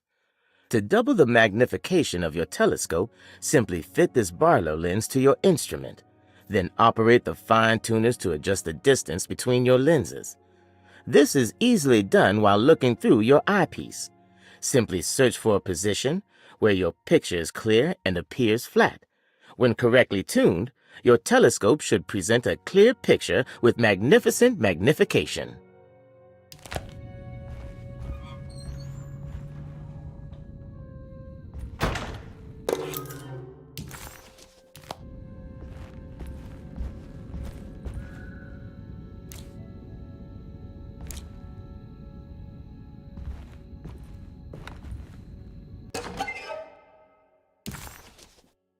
What's this?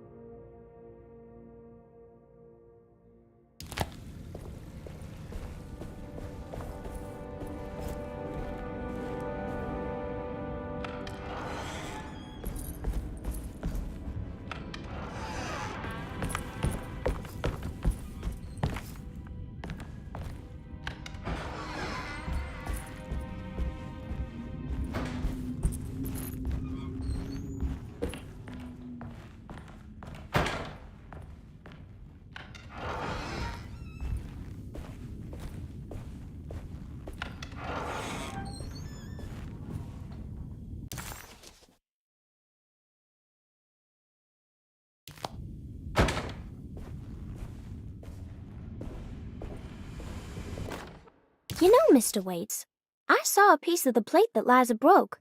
I think she's been hiding them. She's not very good at it. She just chucked it into the little room with all the tools behind the boiler. I left it there. I didn't want to embarrass her by picking it up while she was looking. We went upstairs instead and played backgammon. I let her win, because she's so unhappy. The piece looked like the one on display in Cassandra's room. You know about that one already, right? Or is your eyesight really that fuzzy? I hope you don't feel bad about your glasses. You only look stupid when you squint. Maybe if you had more eyes, you would see these things. I wish you had all the eyes you needed. Your best and favorite guest, Grace.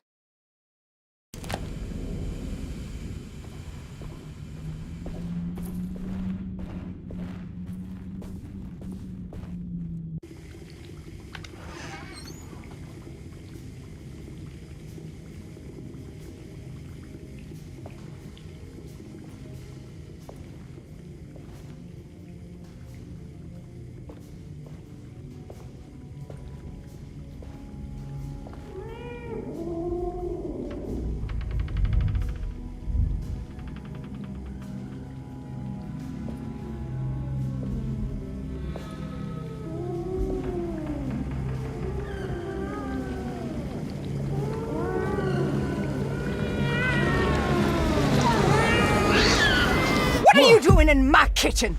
I assure you. No, I'm sorry. Promise you. Mr. Hotwood is nowhere near my kitchen, and neither should you be. Don't make me kick you out of this house. Sorry. Now get out! Yeah.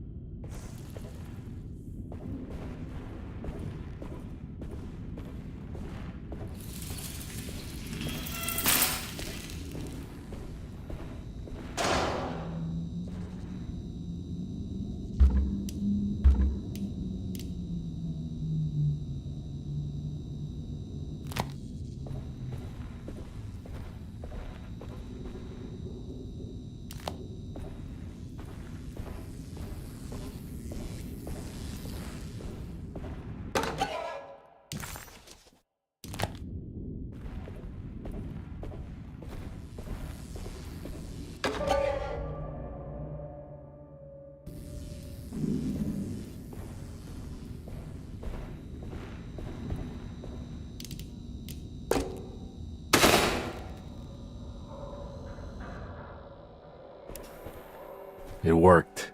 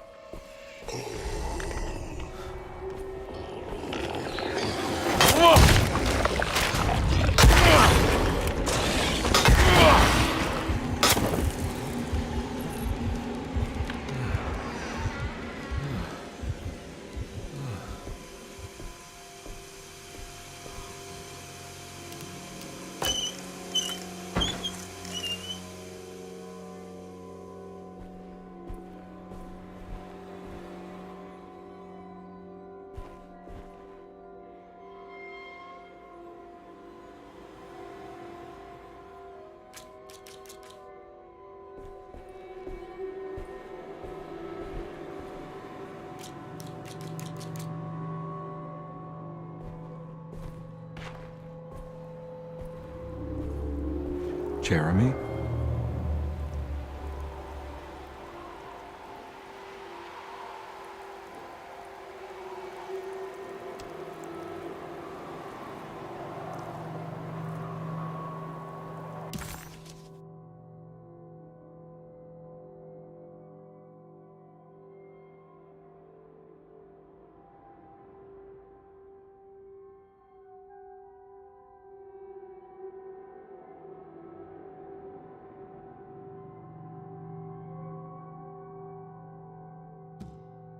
Karnbi was in shock, but also a little embarrassed. The housekeeper was furious to find him searching through the kitchen and had run him out of the room. There was something strange going on with her, but it didn't feel connected to the case, so he decided to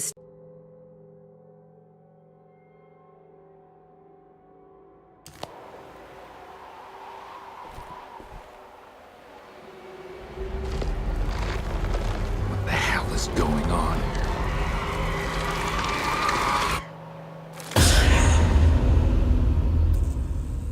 Where's the body?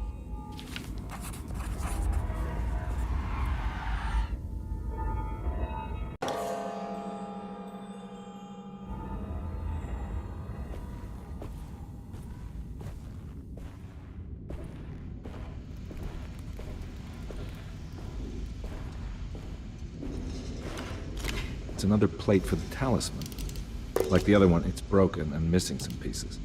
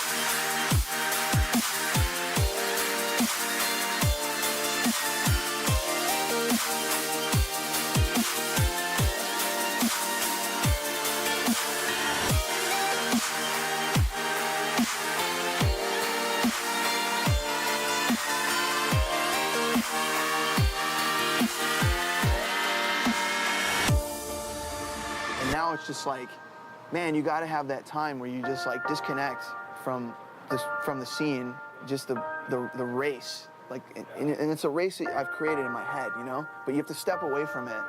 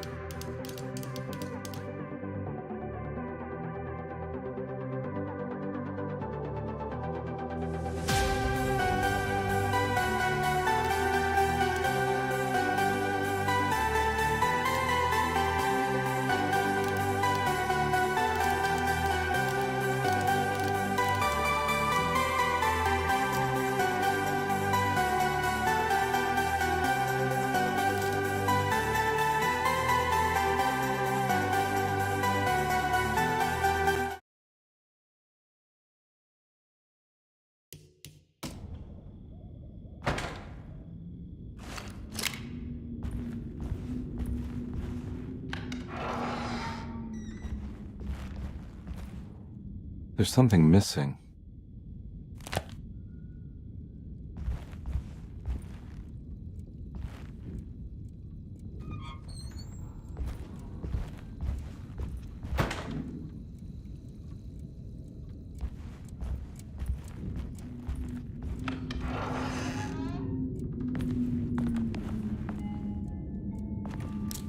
This must be that kid's room. Why does she seem so familiar?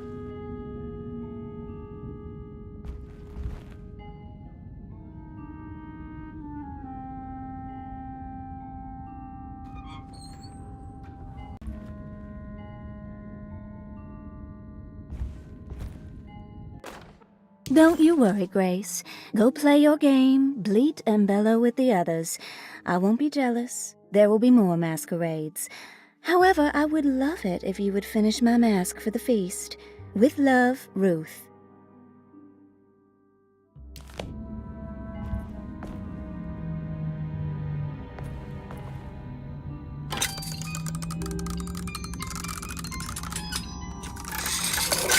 Huh.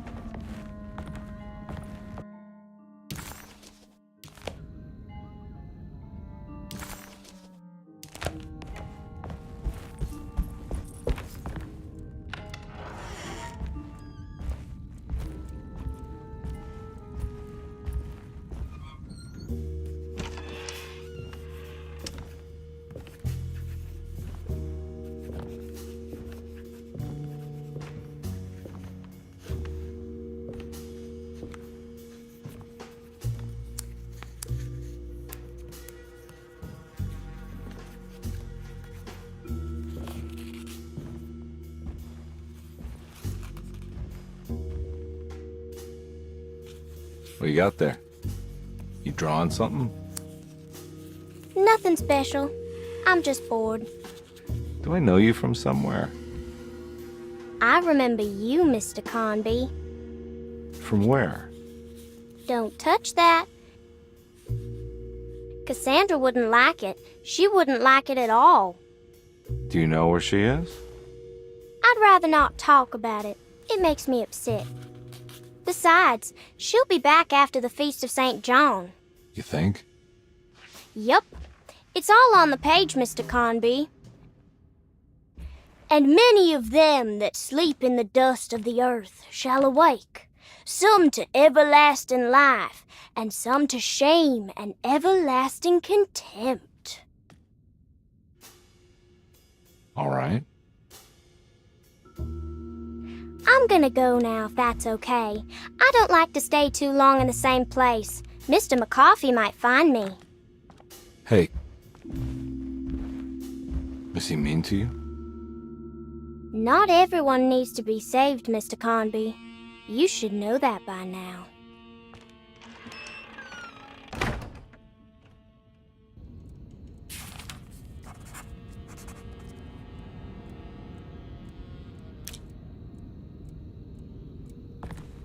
So this is where Cassandra Beauregard ended up. For some reason, I thought she died years ago.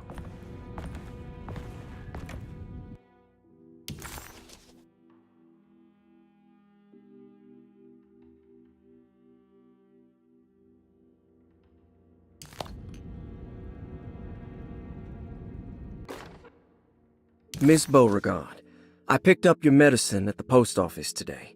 As you understand, it needs to be administered by the orderlies for your safety. I've put the box in Lottie's room for now, and I'm sure she will find you as soon as possible. Mr. Waits.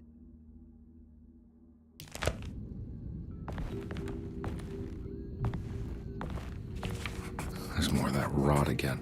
Like it's guiding me to do something. But what? If I find the full set of bottles, then maybe I can make something out of the stains of rot. I don't think I have everything I need.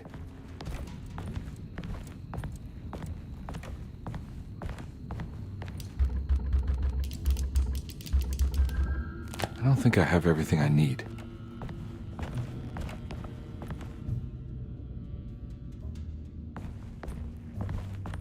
It's another one of those strange padlocks.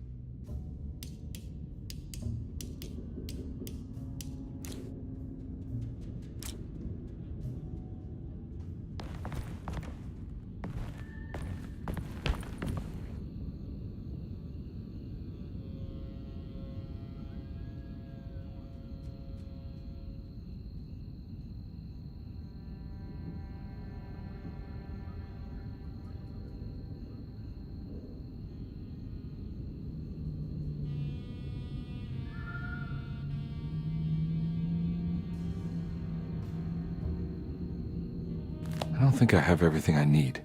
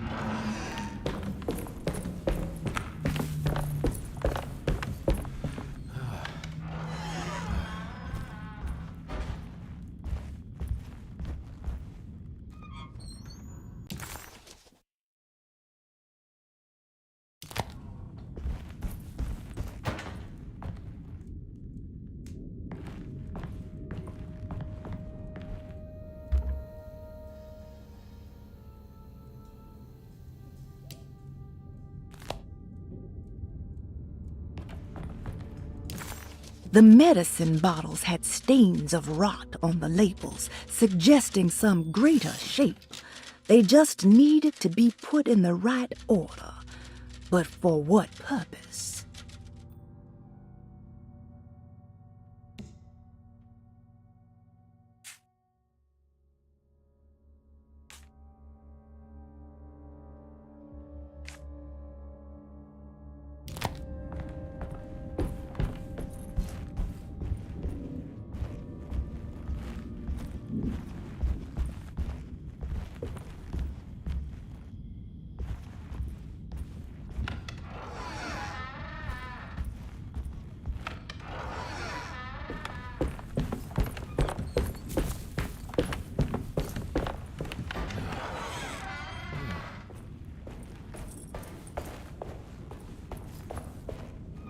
I need the key.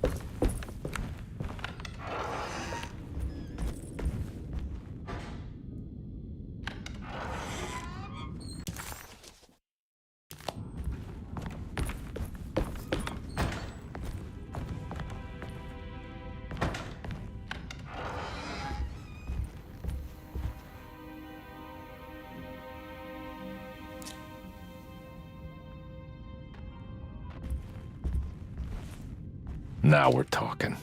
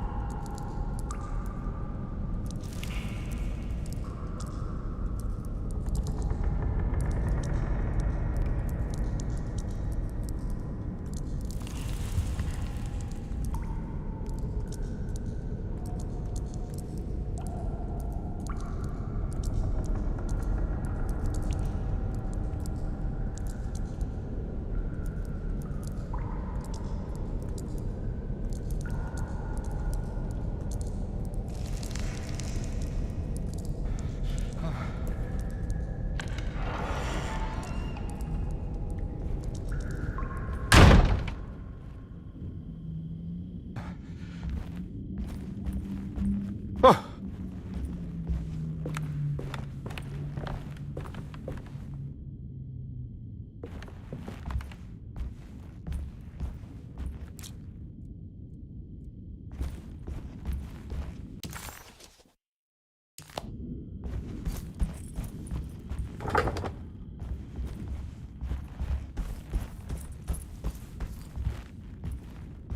It's wedged shut.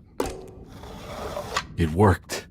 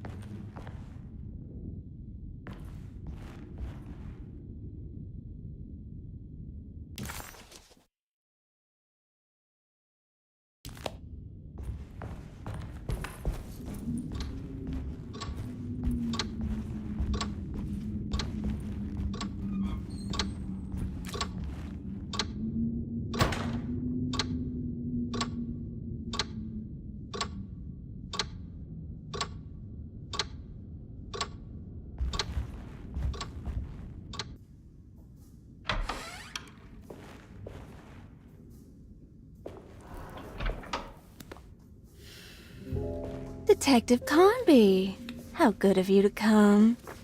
Let me pour you a drink. What happened here? This place looks like it was hit by a bomb. Welcome to the madhouse, Detective. Thanks. Did the ceiling just collapse? I heard it was something in the attic, something that was supposed to happen but didn't. How that could have such consequences is beyond me. The truth is, I don't know why the room looks like this. But I bet your friend Jeremy does. You know where I could find him? Oh, somewhere in his past, I suppose. He keeps going on about that mysterious dark man. I think he is hiding from him. Or maybe he's with him. I can't really keep up. I don't worry much. Take a look around this room. You may think it looks spectacularly devastated, but I just think it's finally found its stride.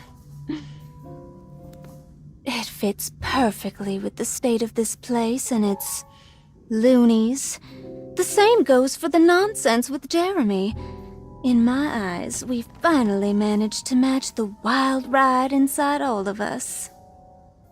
Well, I'm happy you find the evening so harmonious. I hope you don't mind me setting things right. Jeremy's business, that is. This room looks beyond my capabilities.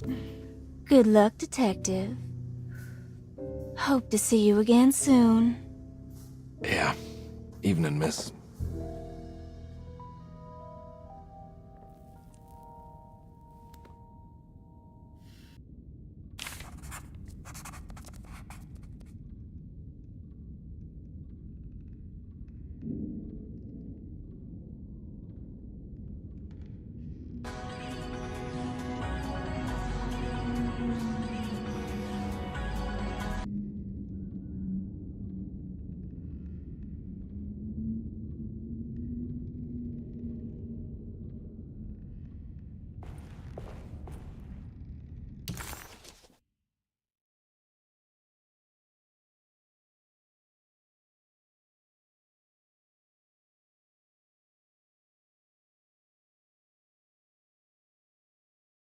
Ruth seemed like a handful, Her talk about Jeremy and the Dark Man made it sound like she might know something of importance, but ultimately it felt like a dead end.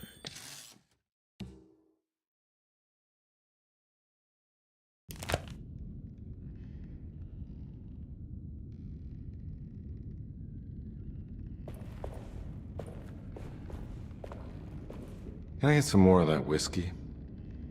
Go ahead, Detective. I don't think I can stomach any more anyway.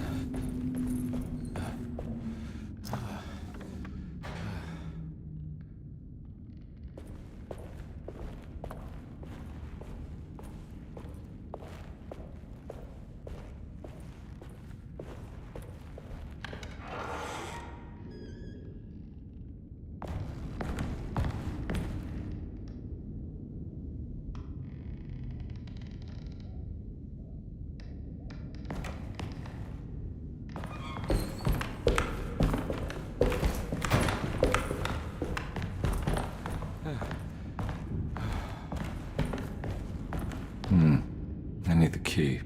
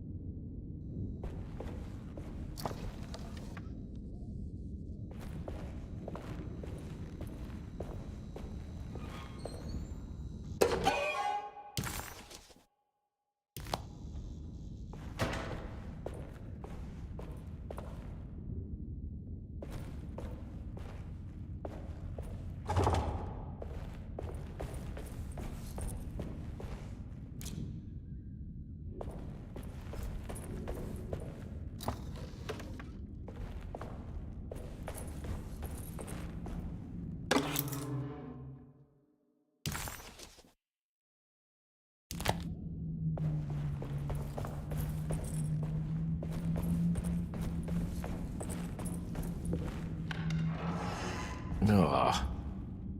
There's more of that aggressive rot.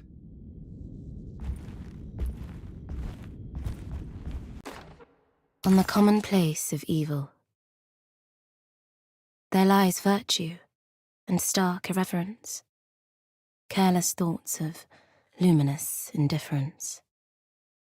But blame not the beast we once were, which science so often wished to refer. Not the wicked full of sin, it is you who stand and grin. All our good intentions aside, whereupon we build our pride. Sunless solitude, follow not this corrupting light. Prophets of confidence always crashes out of sight. Hear me, for we all bear this mark. Thus we must remain alone in the dark.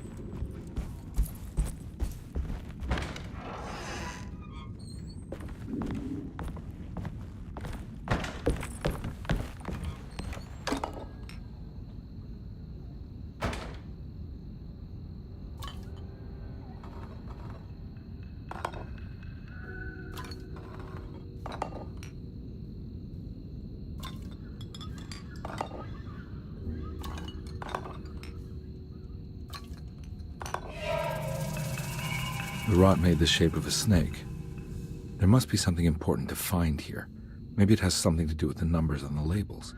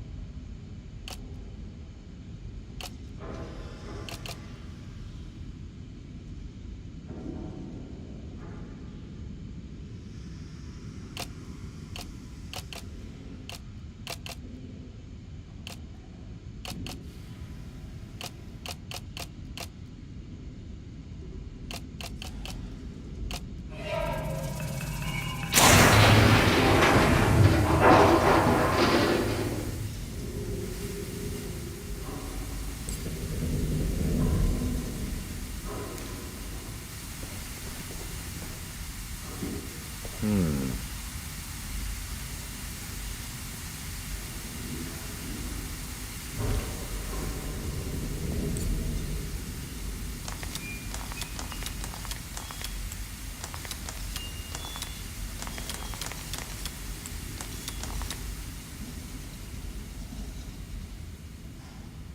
glass is showing another room. Must be a way to another one of Jeremy's memories.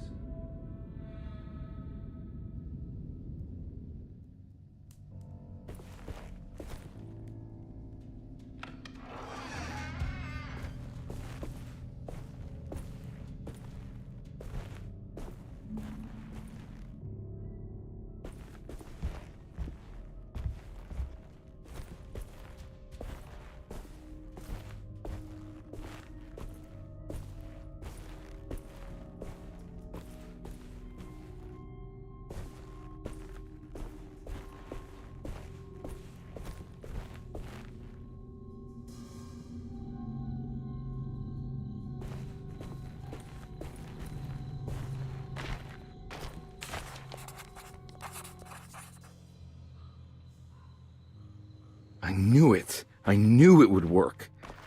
You're getting good at this, Karnby. Maybe a little too good at this.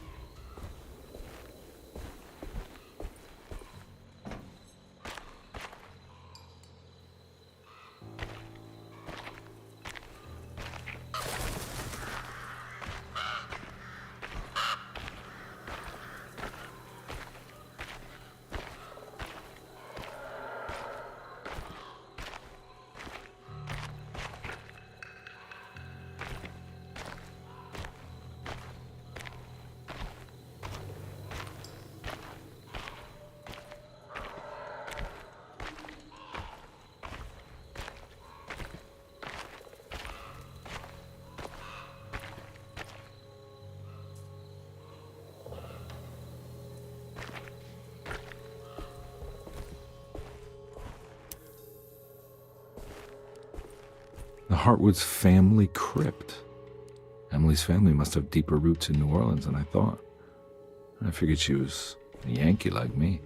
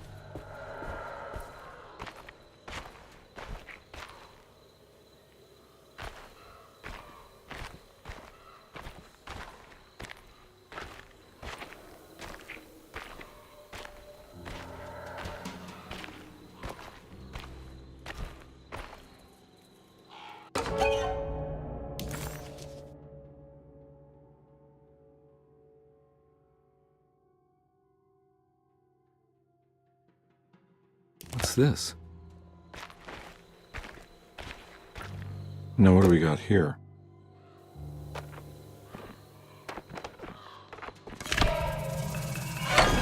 Got it.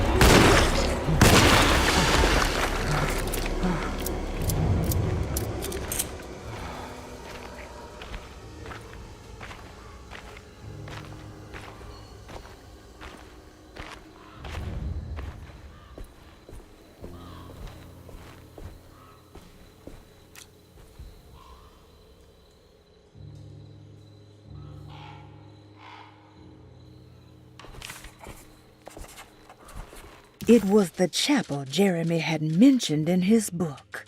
With a bit of luck, soon Karnbi would be able to catch up with the old man. He just needed to find a way inside the chapel. Jeremy sketched this chapel in his book, so it must be important. Looks like I'll need more medallions to open it, though.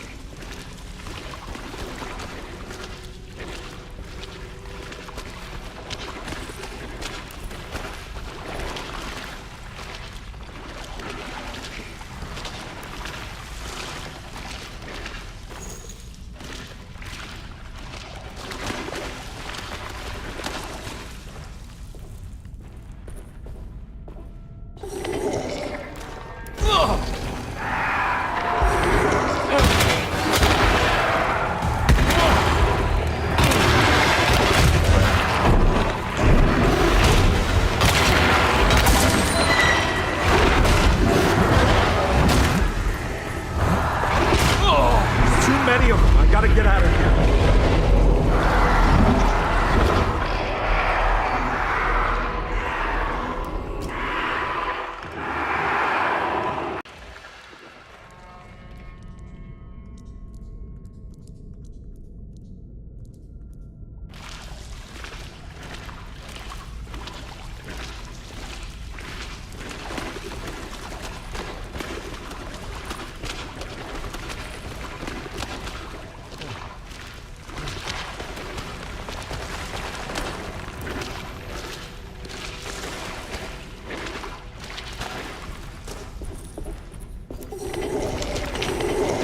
Too many of them. I gotta get out of here.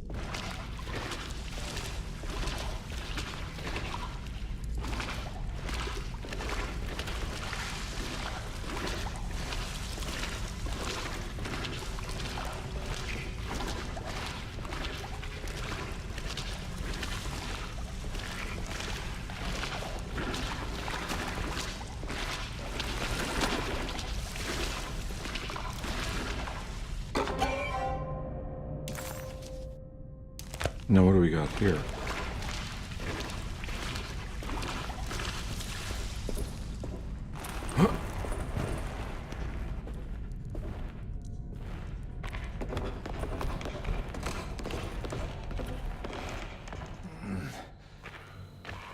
Thank God that's over.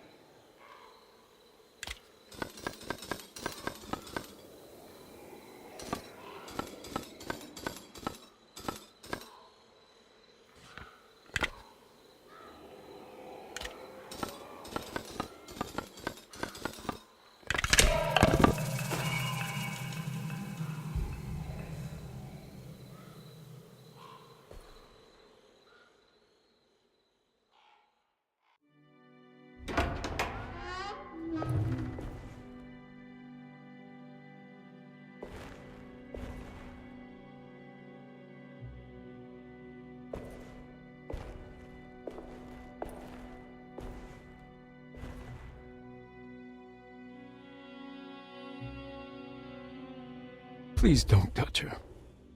Jeremy, what are you doing here? Everyone's looking for you. I know, it's all a big mess.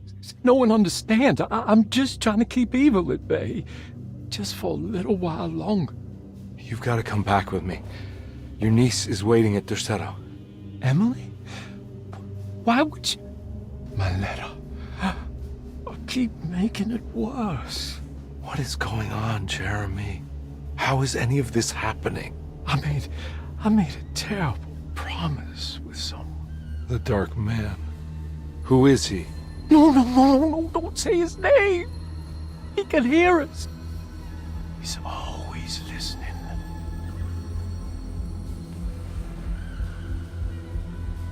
Jeremy, I need to understand what is going on. I promised him everything. When the sun rises, I will be chained in his sunken desert temple for an eternity. But at least the evil about to awaken in Tercetto won't harm anyone outside of that cursed place. You're acting crazy, Jeremy.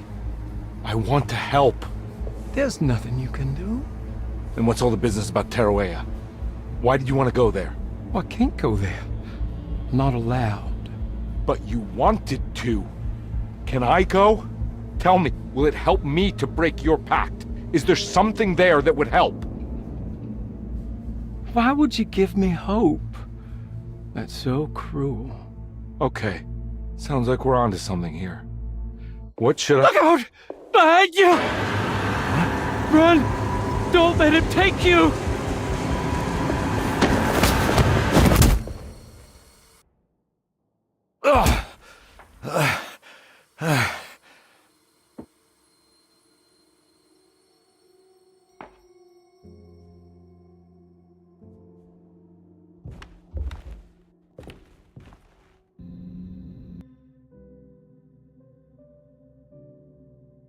I've seen so many strange occurrences lately. Memories explode into existence and then burn out like tired glass bulb filaments. Dreamscapes crash down from the stars and sink into the sea. Doors that lead to nowhere and absolutely everywhere at once. With all this reverie, I want to think there's a chance that you found a way to remain alive in some way I cannot fathom. Just like I've learned to navigate with my talisman, maybe you, with all your knowledge, you somehow knew a way to find me again, perhaps in Tarawea. All my love, Jeremy.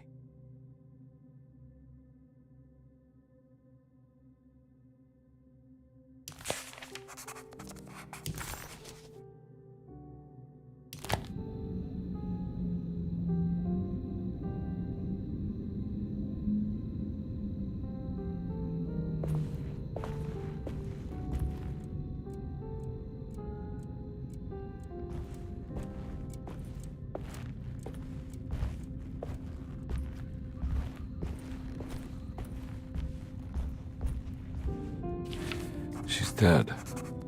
No matter how she died, she looks peaceful now.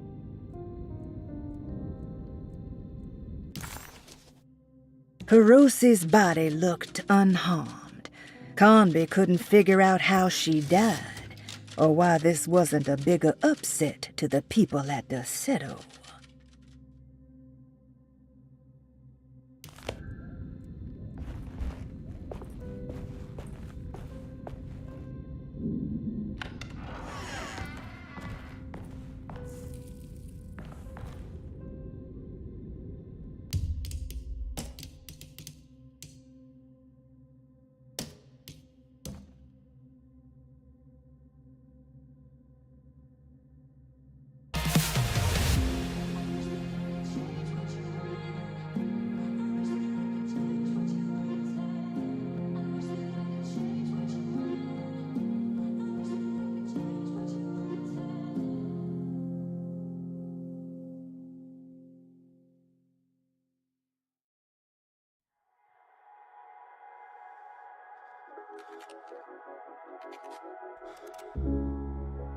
You've been talking about patience, hoping for everlasting.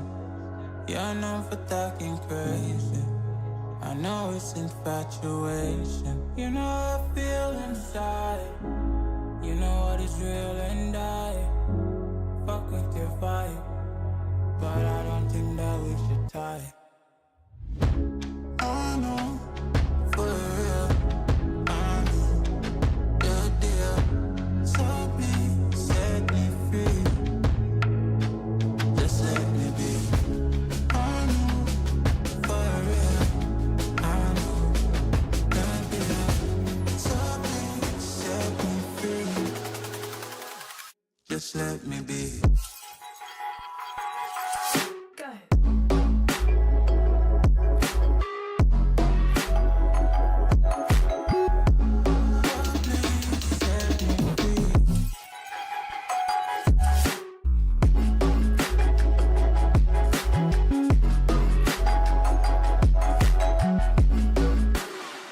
Just let me be.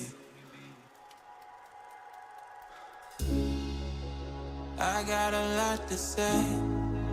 I hope you don't feel no way. I hope you don't make the same mistakes when you blow the flame. You're kind of obsessive to me. You're kind of too strong on your feet. I can't say that I guarantee, but I know what you mean to me. I know, for real, I know the deal.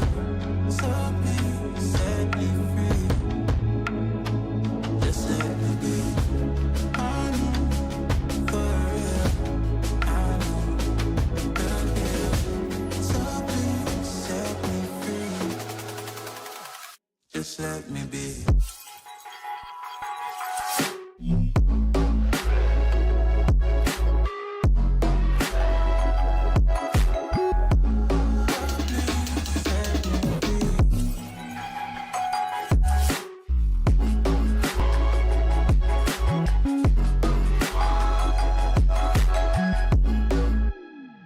Just let me be.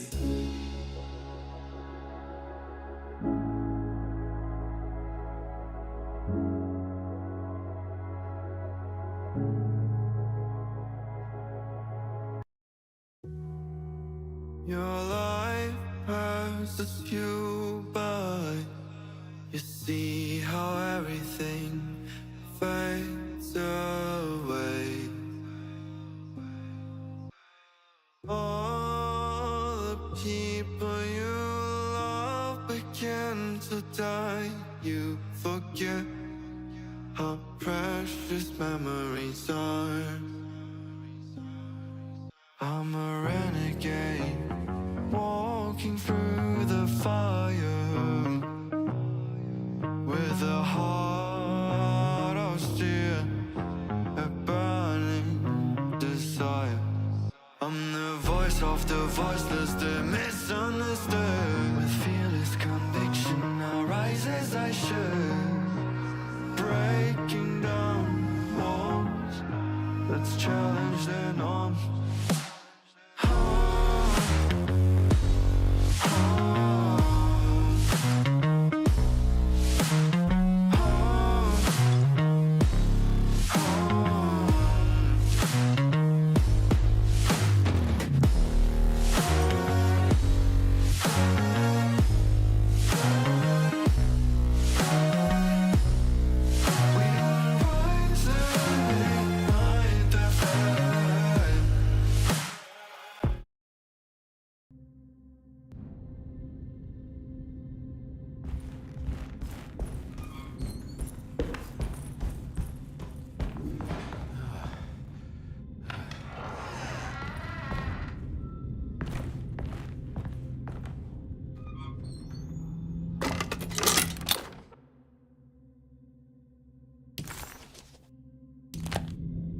Telescope lens.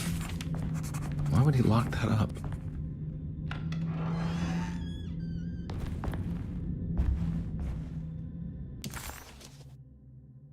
Jeremy had found a way to enter Tarawea, but he wasn't allowed to go. He knew deep down that it was impossible for him to cross that threshold. Instead, he hoped that Perosi would go in his place and burn his library to the ground, so he could start again. But she never got the chance. For Rosie had her own problems, her own demons, and she died suddenly one day without warning. Holding the telescope lens in his hands, Detective Karnbi suspected what it was. At least a part of the key to that paradise Jeremy so desperately wanted to see. Curious what he would find, he felt eager to put the lens to use.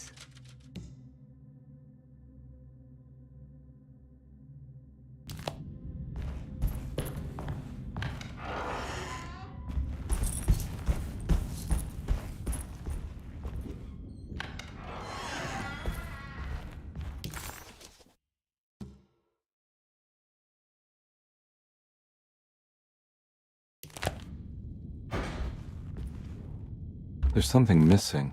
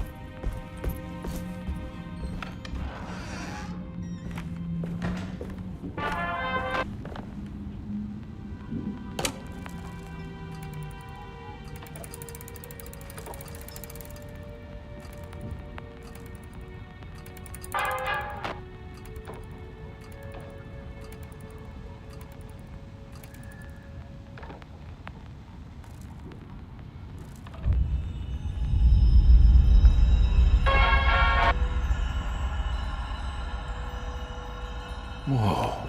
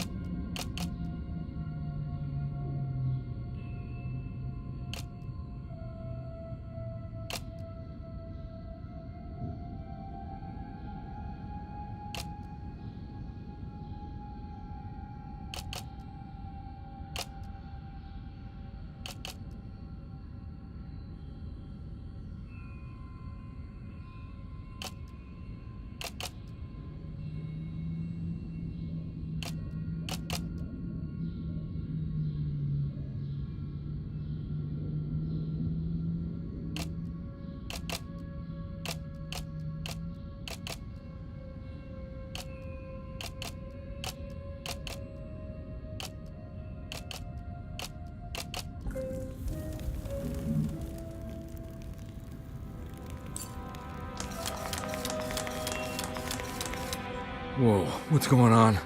It's dialing in something all on its own and it's showing the way to another memory? Where is that?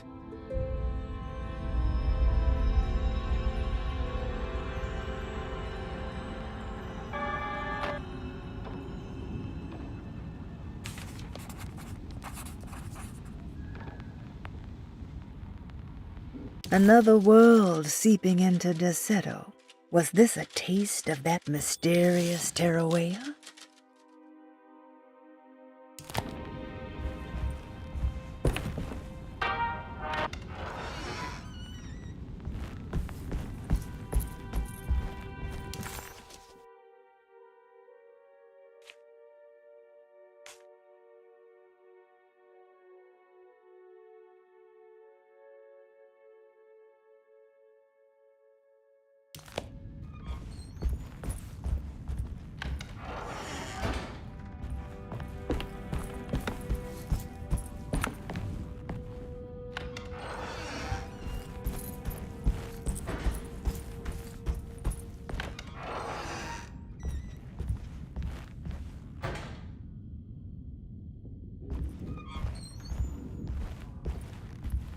Here we go.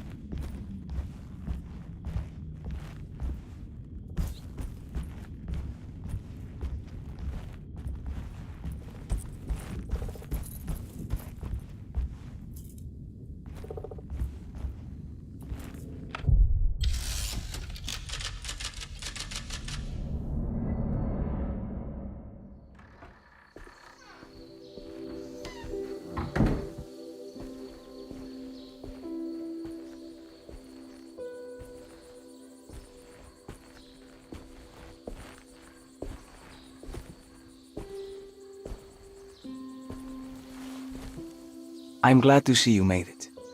I had my doubts, but the hope you instilled has yet abandoned me. I guess this must be Terawea. Who are you? My name is Juan Luis Jorge, and this is indeed the convent of Tarawea. You'll have to excuse me, but Yermi never got your name. The name's Edward Karnbi. I'm a private investigator. You're not a patient, are you? No. I'm the author of a book that Yermi once found important. How does that work? Are you part of this memory as well? Is this even a memory?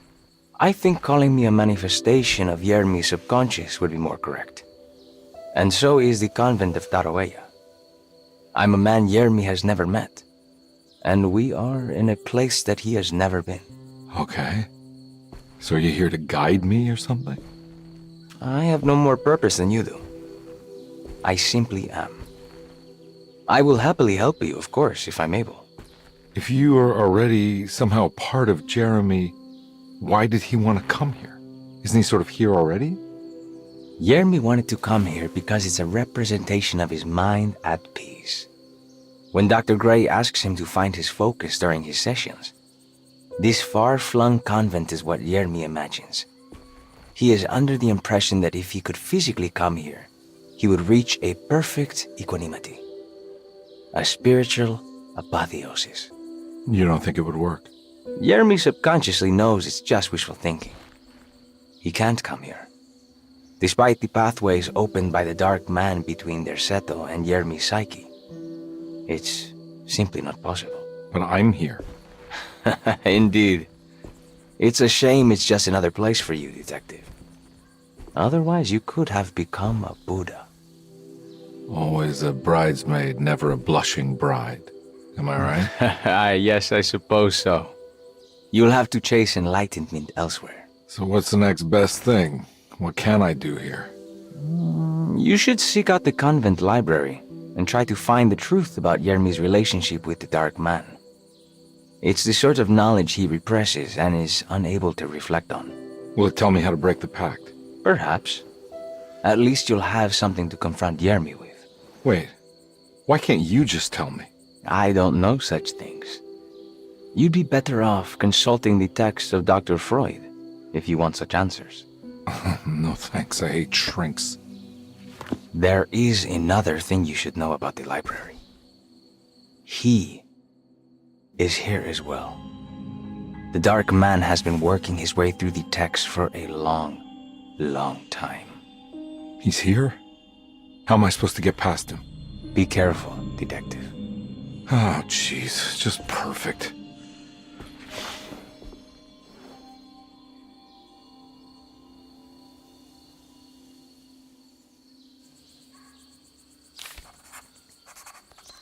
Carnby felt confused by the pleasant nature of Terawea.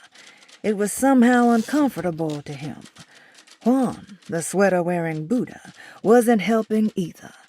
According to Carnby, people just weren't meant to be this nice and genuine.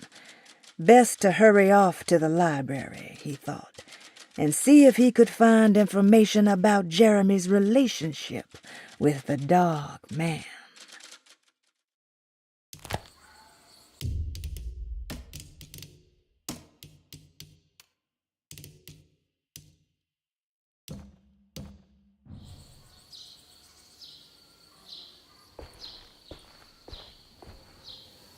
You have any advice on how to deal with the dark man? I suppose suppression could work. Try not to pay him any attention.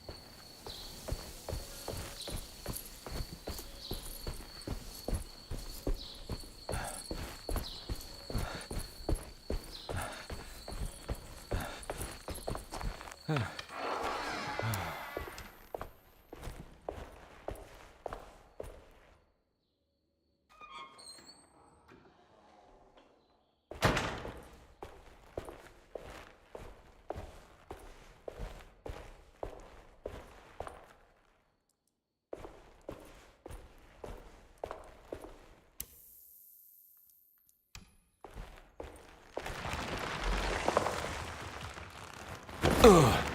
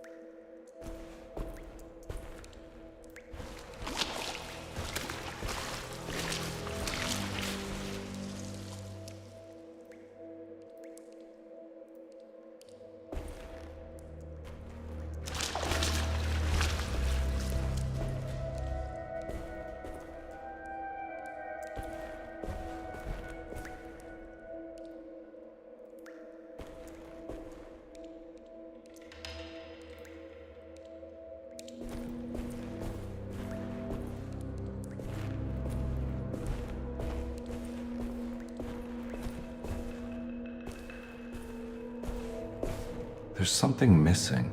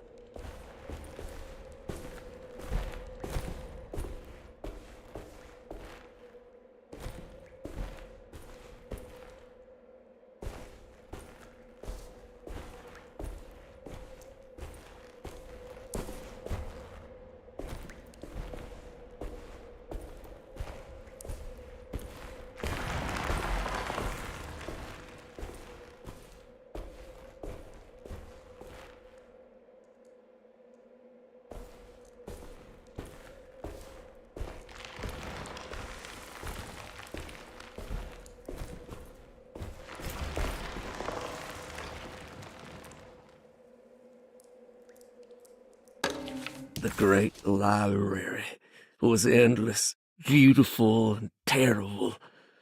An Akashic record for the universe inside the mind of Jeremy Hartwood, now corrupted by a story forced upon him, told by a maniacal liar, an evil conjured by science and secrecy.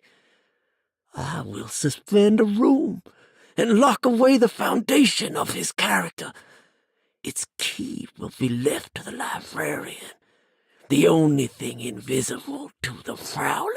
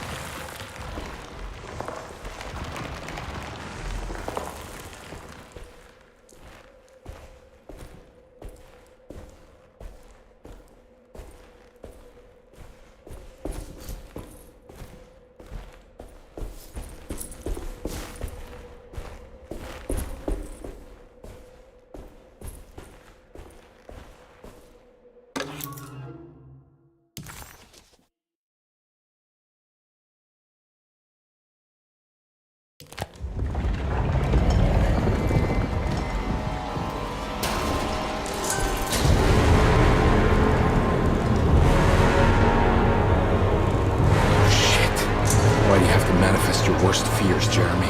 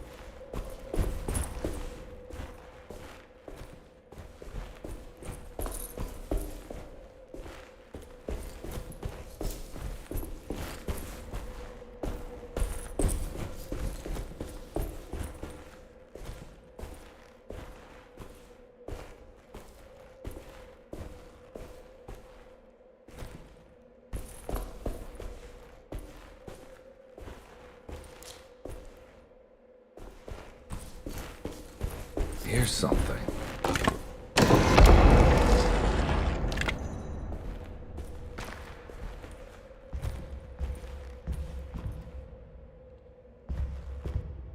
It was in the hot autumn that I went through the night with the restless crowds. He was a kind of itinerant showman who held forth in public halls and aroused widespread fear. The New Orleans address of the event is lost, but I remember distinctly the Prext Shipping Company pressing their contribution. Hey.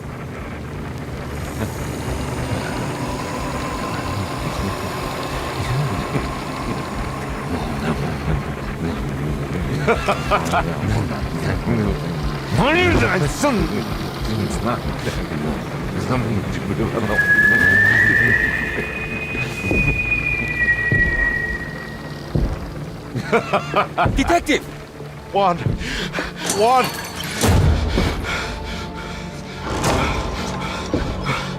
I hope you found what you were looking for. I fear there is no going back.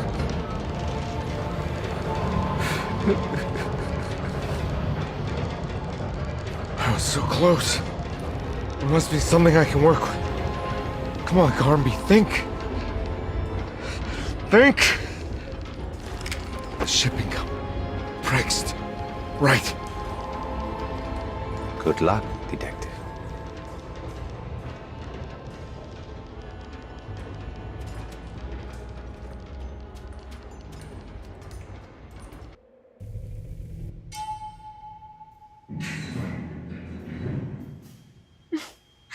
Well, thank God you're here, Detective. Sitting all alone in a place like this. I'd never live it down if the papers got wind of it. Hey. Ruth, right? Oh, don't pretend you don't know. I'm sure you have a whole file on me by now, Detective. I suppose we weren't formally introduced. I'm Ruth Talon.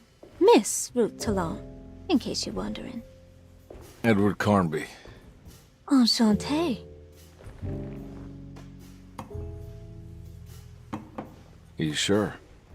I had too many already. Nice. It's good. I know. I have great taste, Detective.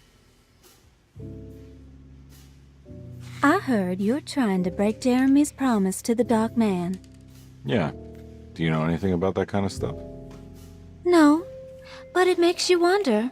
If he made a promise, can't he simply stand by his words?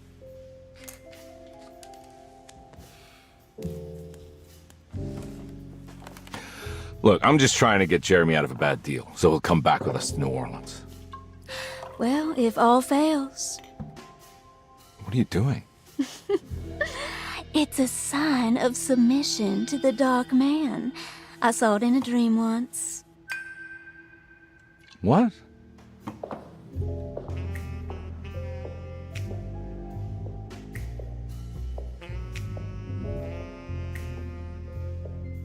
You don't know the Prext Shipping Company by any chance?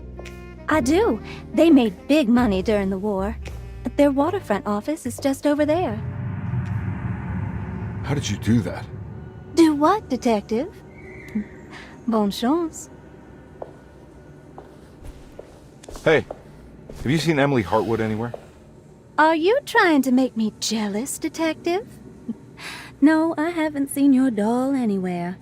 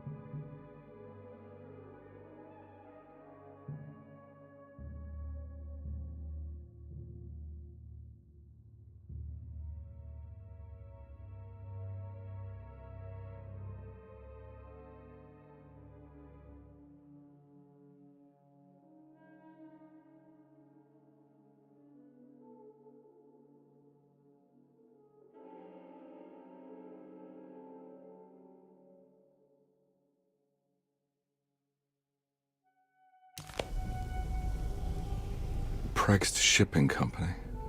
According to the book in Tarawea, the Dark Man is connected to a performance that Jeremy went to somewhere in New Orleans. I'm sure I can find the address inside. I don't know where to go.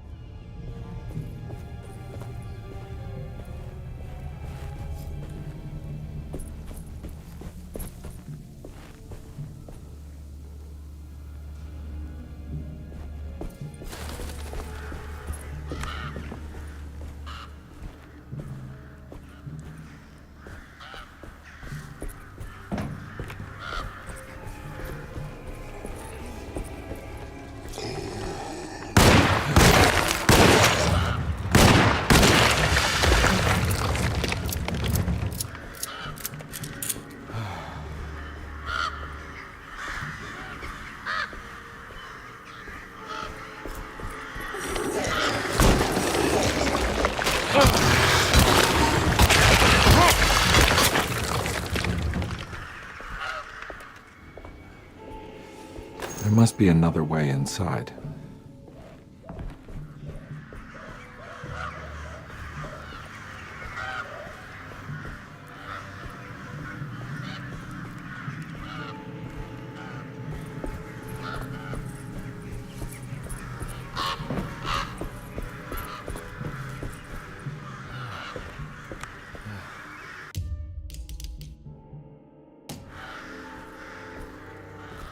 It's locked from the other side.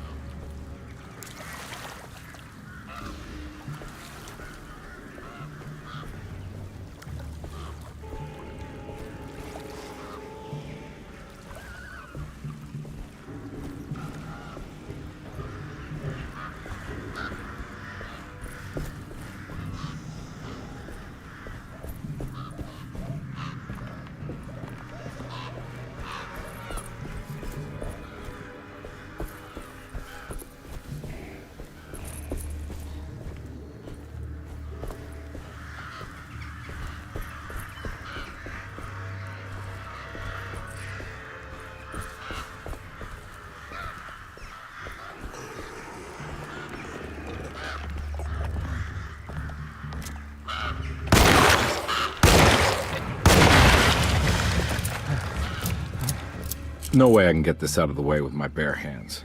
But if I get that crane going, that should do it.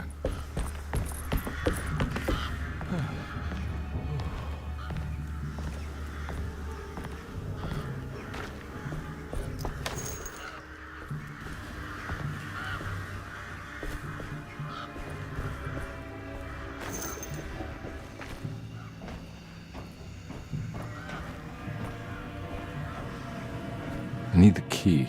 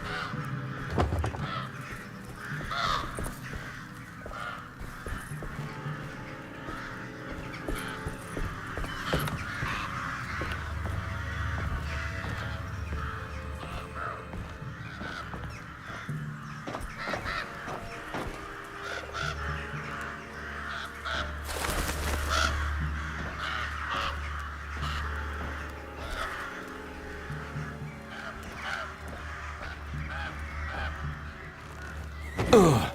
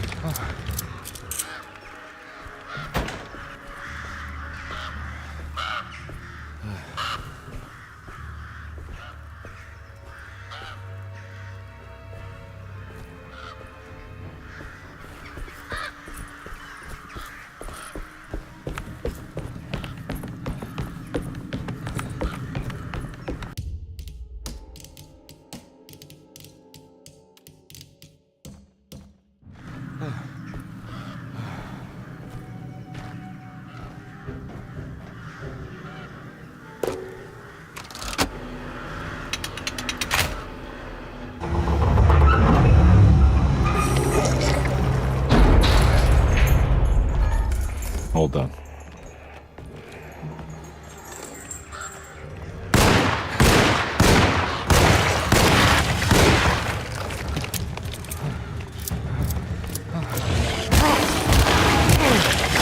My weapon broke! Ugh!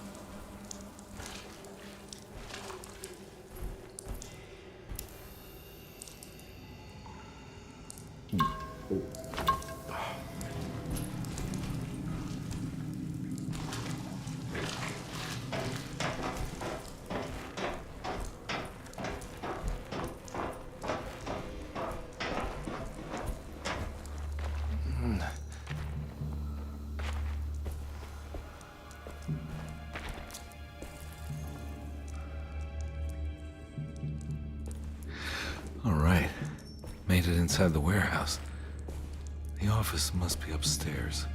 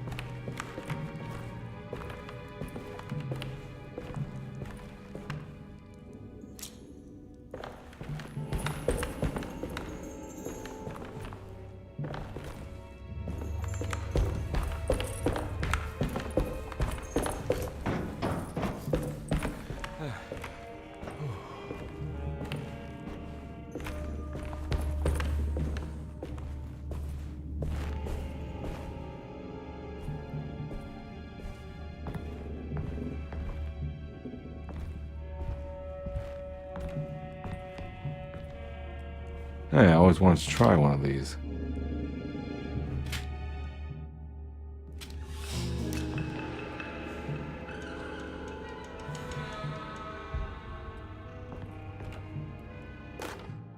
Our ship was raided while in dock. All of his things were recovered, but blood was shed. Several men were carried into the Mississippi River and drowned by ones who live in the deep. All items have now been signed and delivered. Now best keep the papers safe. What is left? Later is right, and hell is back again.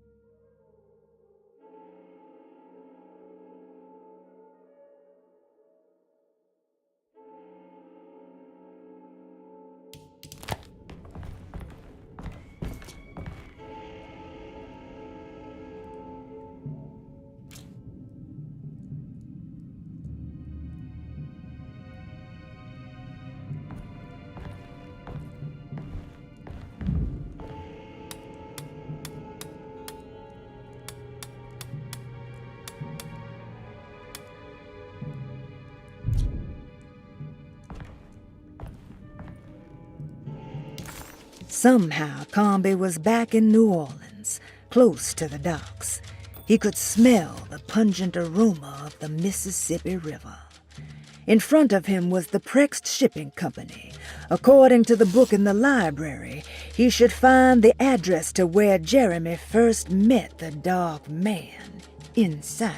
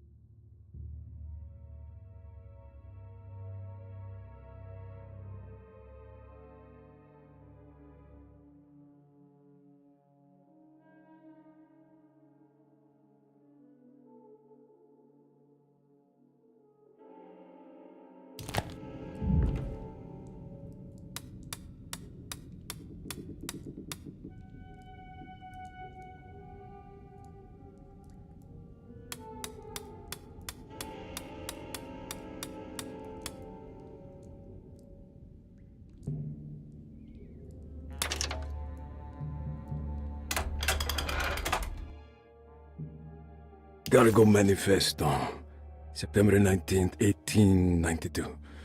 Breck Shipping Company delivered 4 steamer trunks, 1 Egyptian sarcophagus, and a large wooden crate belonging to the showman called the Black Pharaoh, performing at 18th Street.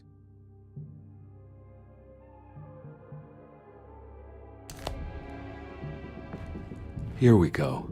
The address where Jeremy first encountered the Dark Man.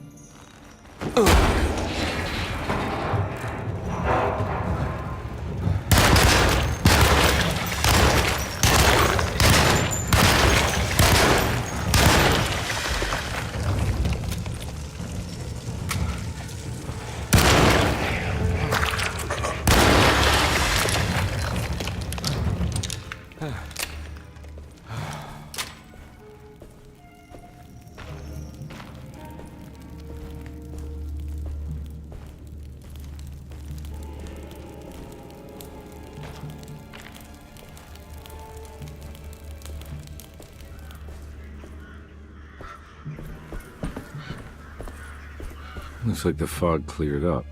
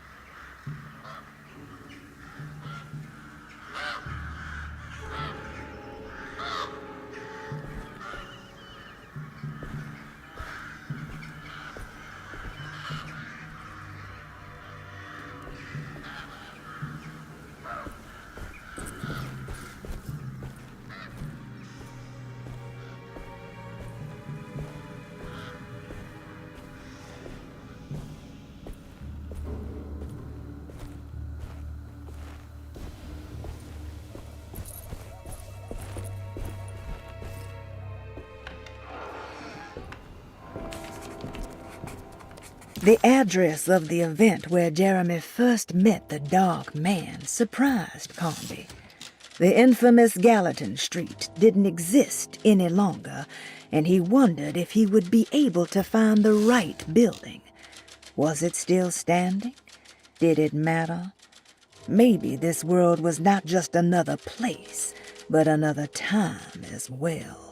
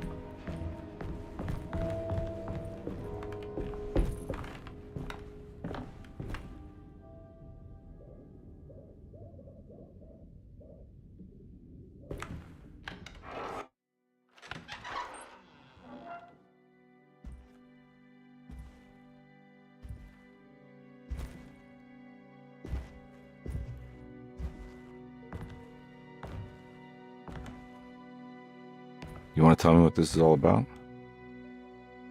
Welcome, Detective, to the greatest show this side of the Mississippi.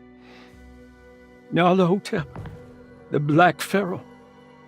The ancient magician who lived 1,000 lives and wore 1,000 masks.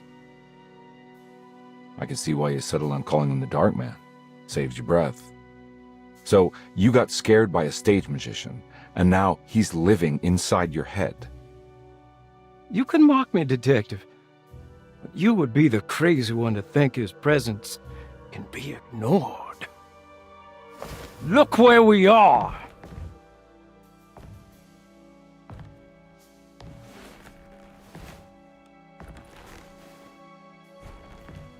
We didn't get to finish our last conversation, did we? You were about to tell me how to break the contract with the Dark Man. No, we can't.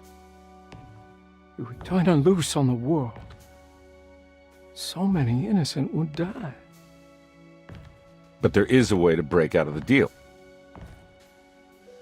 There is. He offered me a way out. Steps to take. What are they? You'll never find them. They're forever entombed in his sunken desert temple. Jeremy, I'm not your enemy. Tell me where to go. How do I find the temple?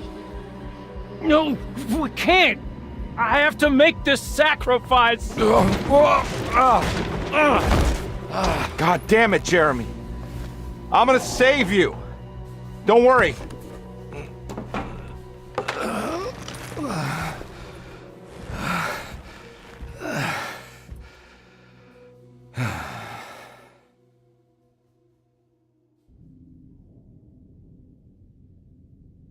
How do you save someone who doesn't want to be saved?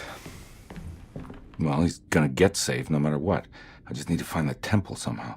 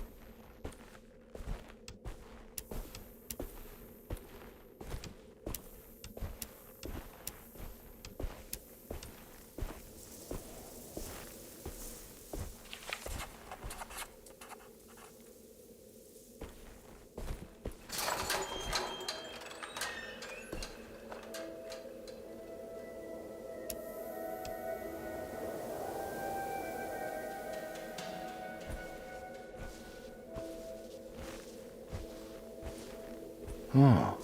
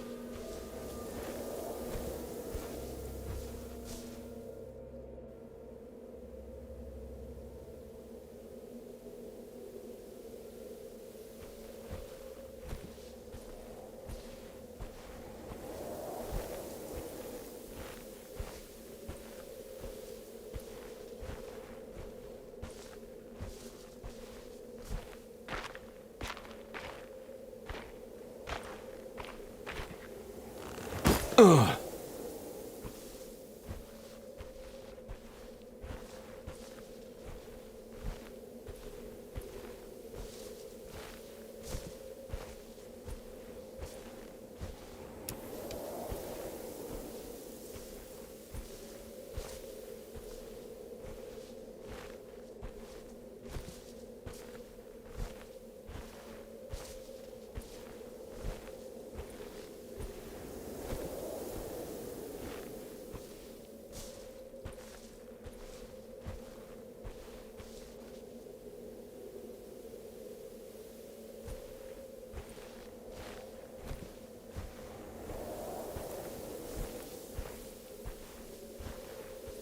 A sunken desert temple. I better get down there.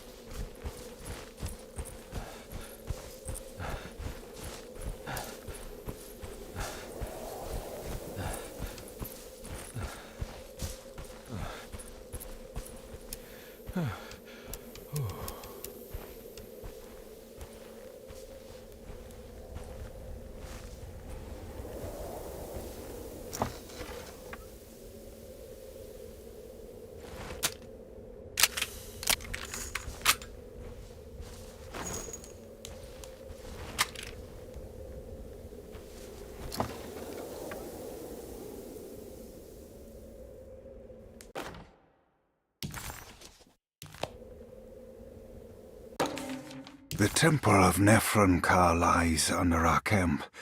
Despite all efforts, that unholy site did not collapse, but sink beneath the sand. The pharaoh is long dead, his name meticulously stricken from all ancient writing. But that stage meant for blood and terror remains. The temple is said to be lightless, built to harbor all the haunters of the dark found in the very depths of our universe. Calling on the gods meant creating a bridge between our world and theirs. The terrible Aldebaran of Taurus, the Black Sun, was seen as the most important star in the night sky, because, according to the Kitab al-Azif, it was said to be the home of that crawling chaos known as Nyarlathotep. Through ancient mechanisms, it was said that the priests could open shafts channeling the light emitted by that strange stone called the Shining Trapezohedron. Several streams pooled together above the statue of that dark man would then be sent through space towards the Black Sun, a message to the gods. The gifts bestowed on the sender are completely undocumented, but often assumed to involve dark blood pacts. where souls are traded for malicious miracles.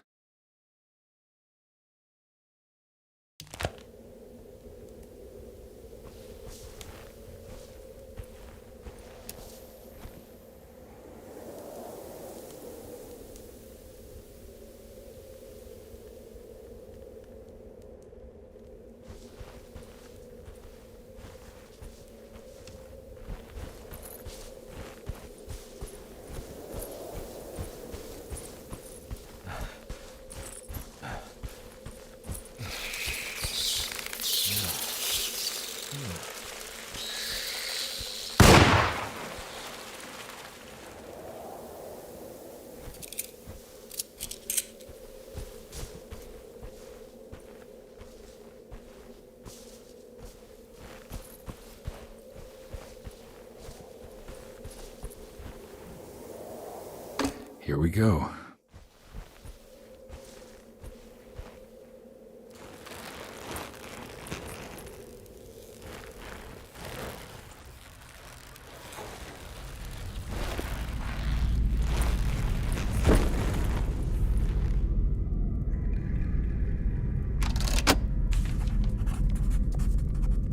The Dark Man's temple was buried beneath the sand, a cursed and dark place. Every step felt ill-considered. Karnbi needed to find the contract that Jeremy signed with the Dark Man and get the hell out of here before he went completely mad.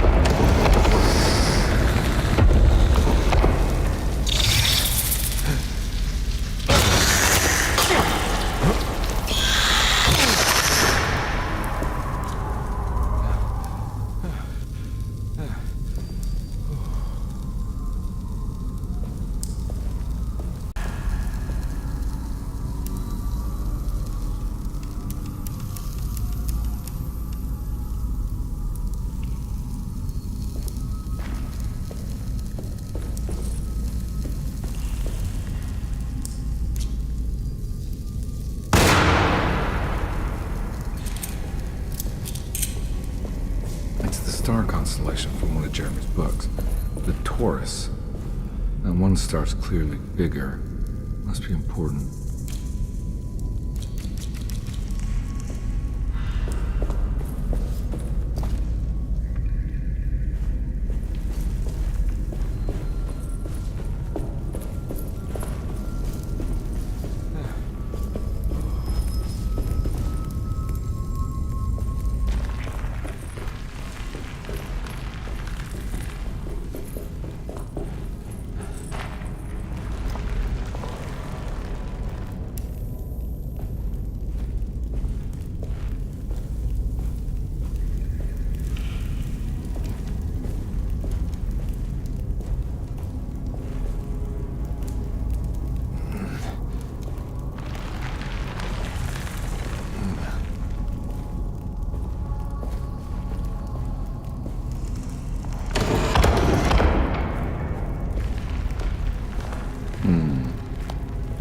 There's something missing.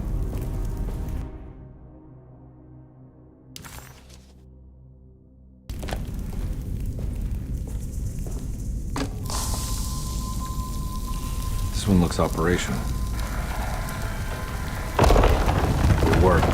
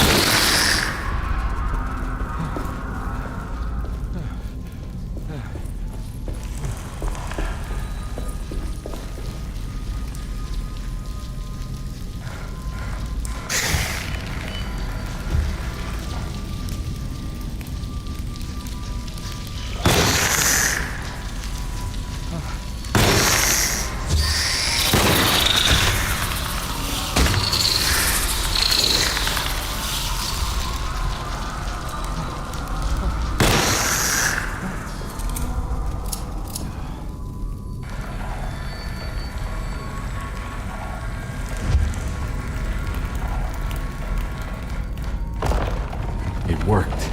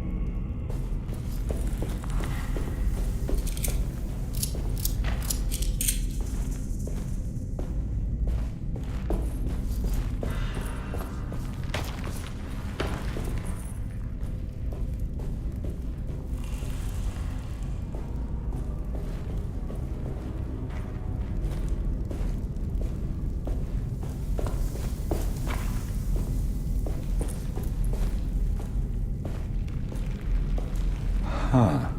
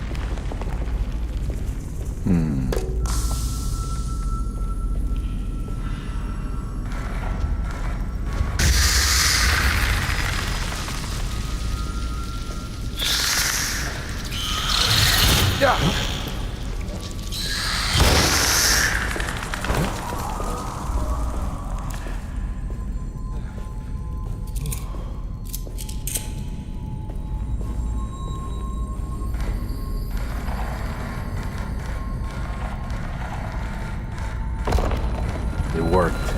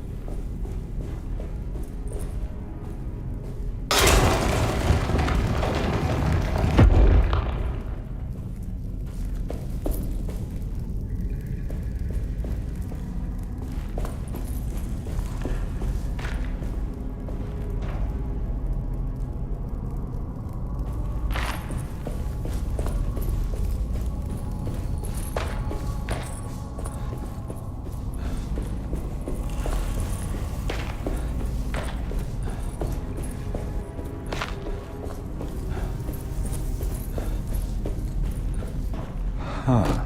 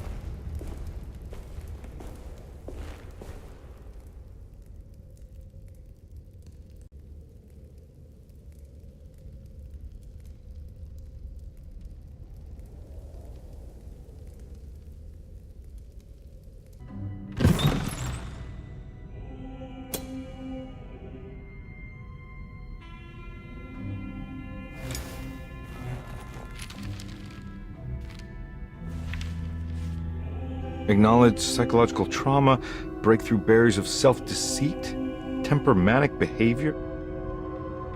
These are the Dark Man's terms. The contract. Huh?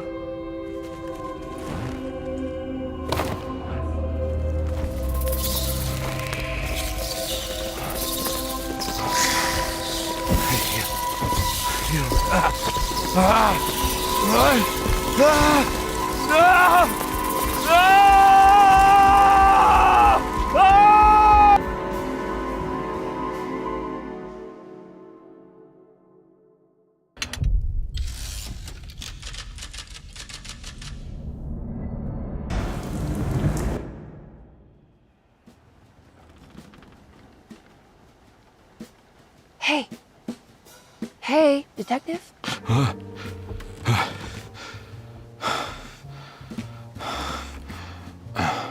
What are you doing? Oh, I found some. Great. Was it alcohol? God, no, I just got the wind knocked out of me. I think I know how to break the contract with the Dark Man.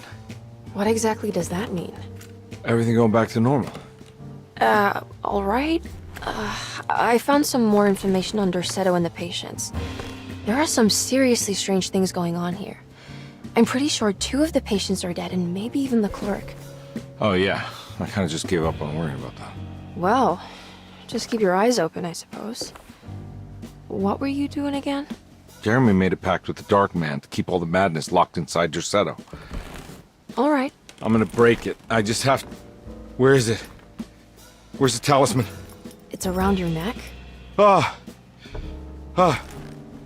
worry, Detective. Don't, I'm fine. I worry that you're not much help on this case. At least you're a good distraction. Trust me. You're getting your money's worth. At this rate, I'm an absolute bargain.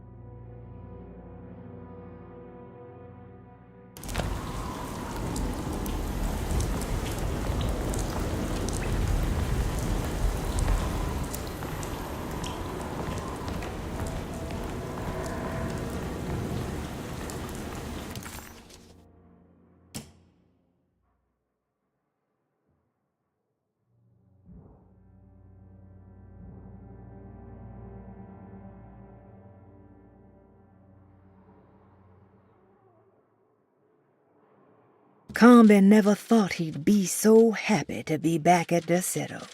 It felt like he had crawled through a long, dark tunnel of misery and regret. Now that he was back, Karnbi could look into the steps mentioned in the contract. But there was one thing that gnawed on him. What exactly did this have to do with Dr. Gray?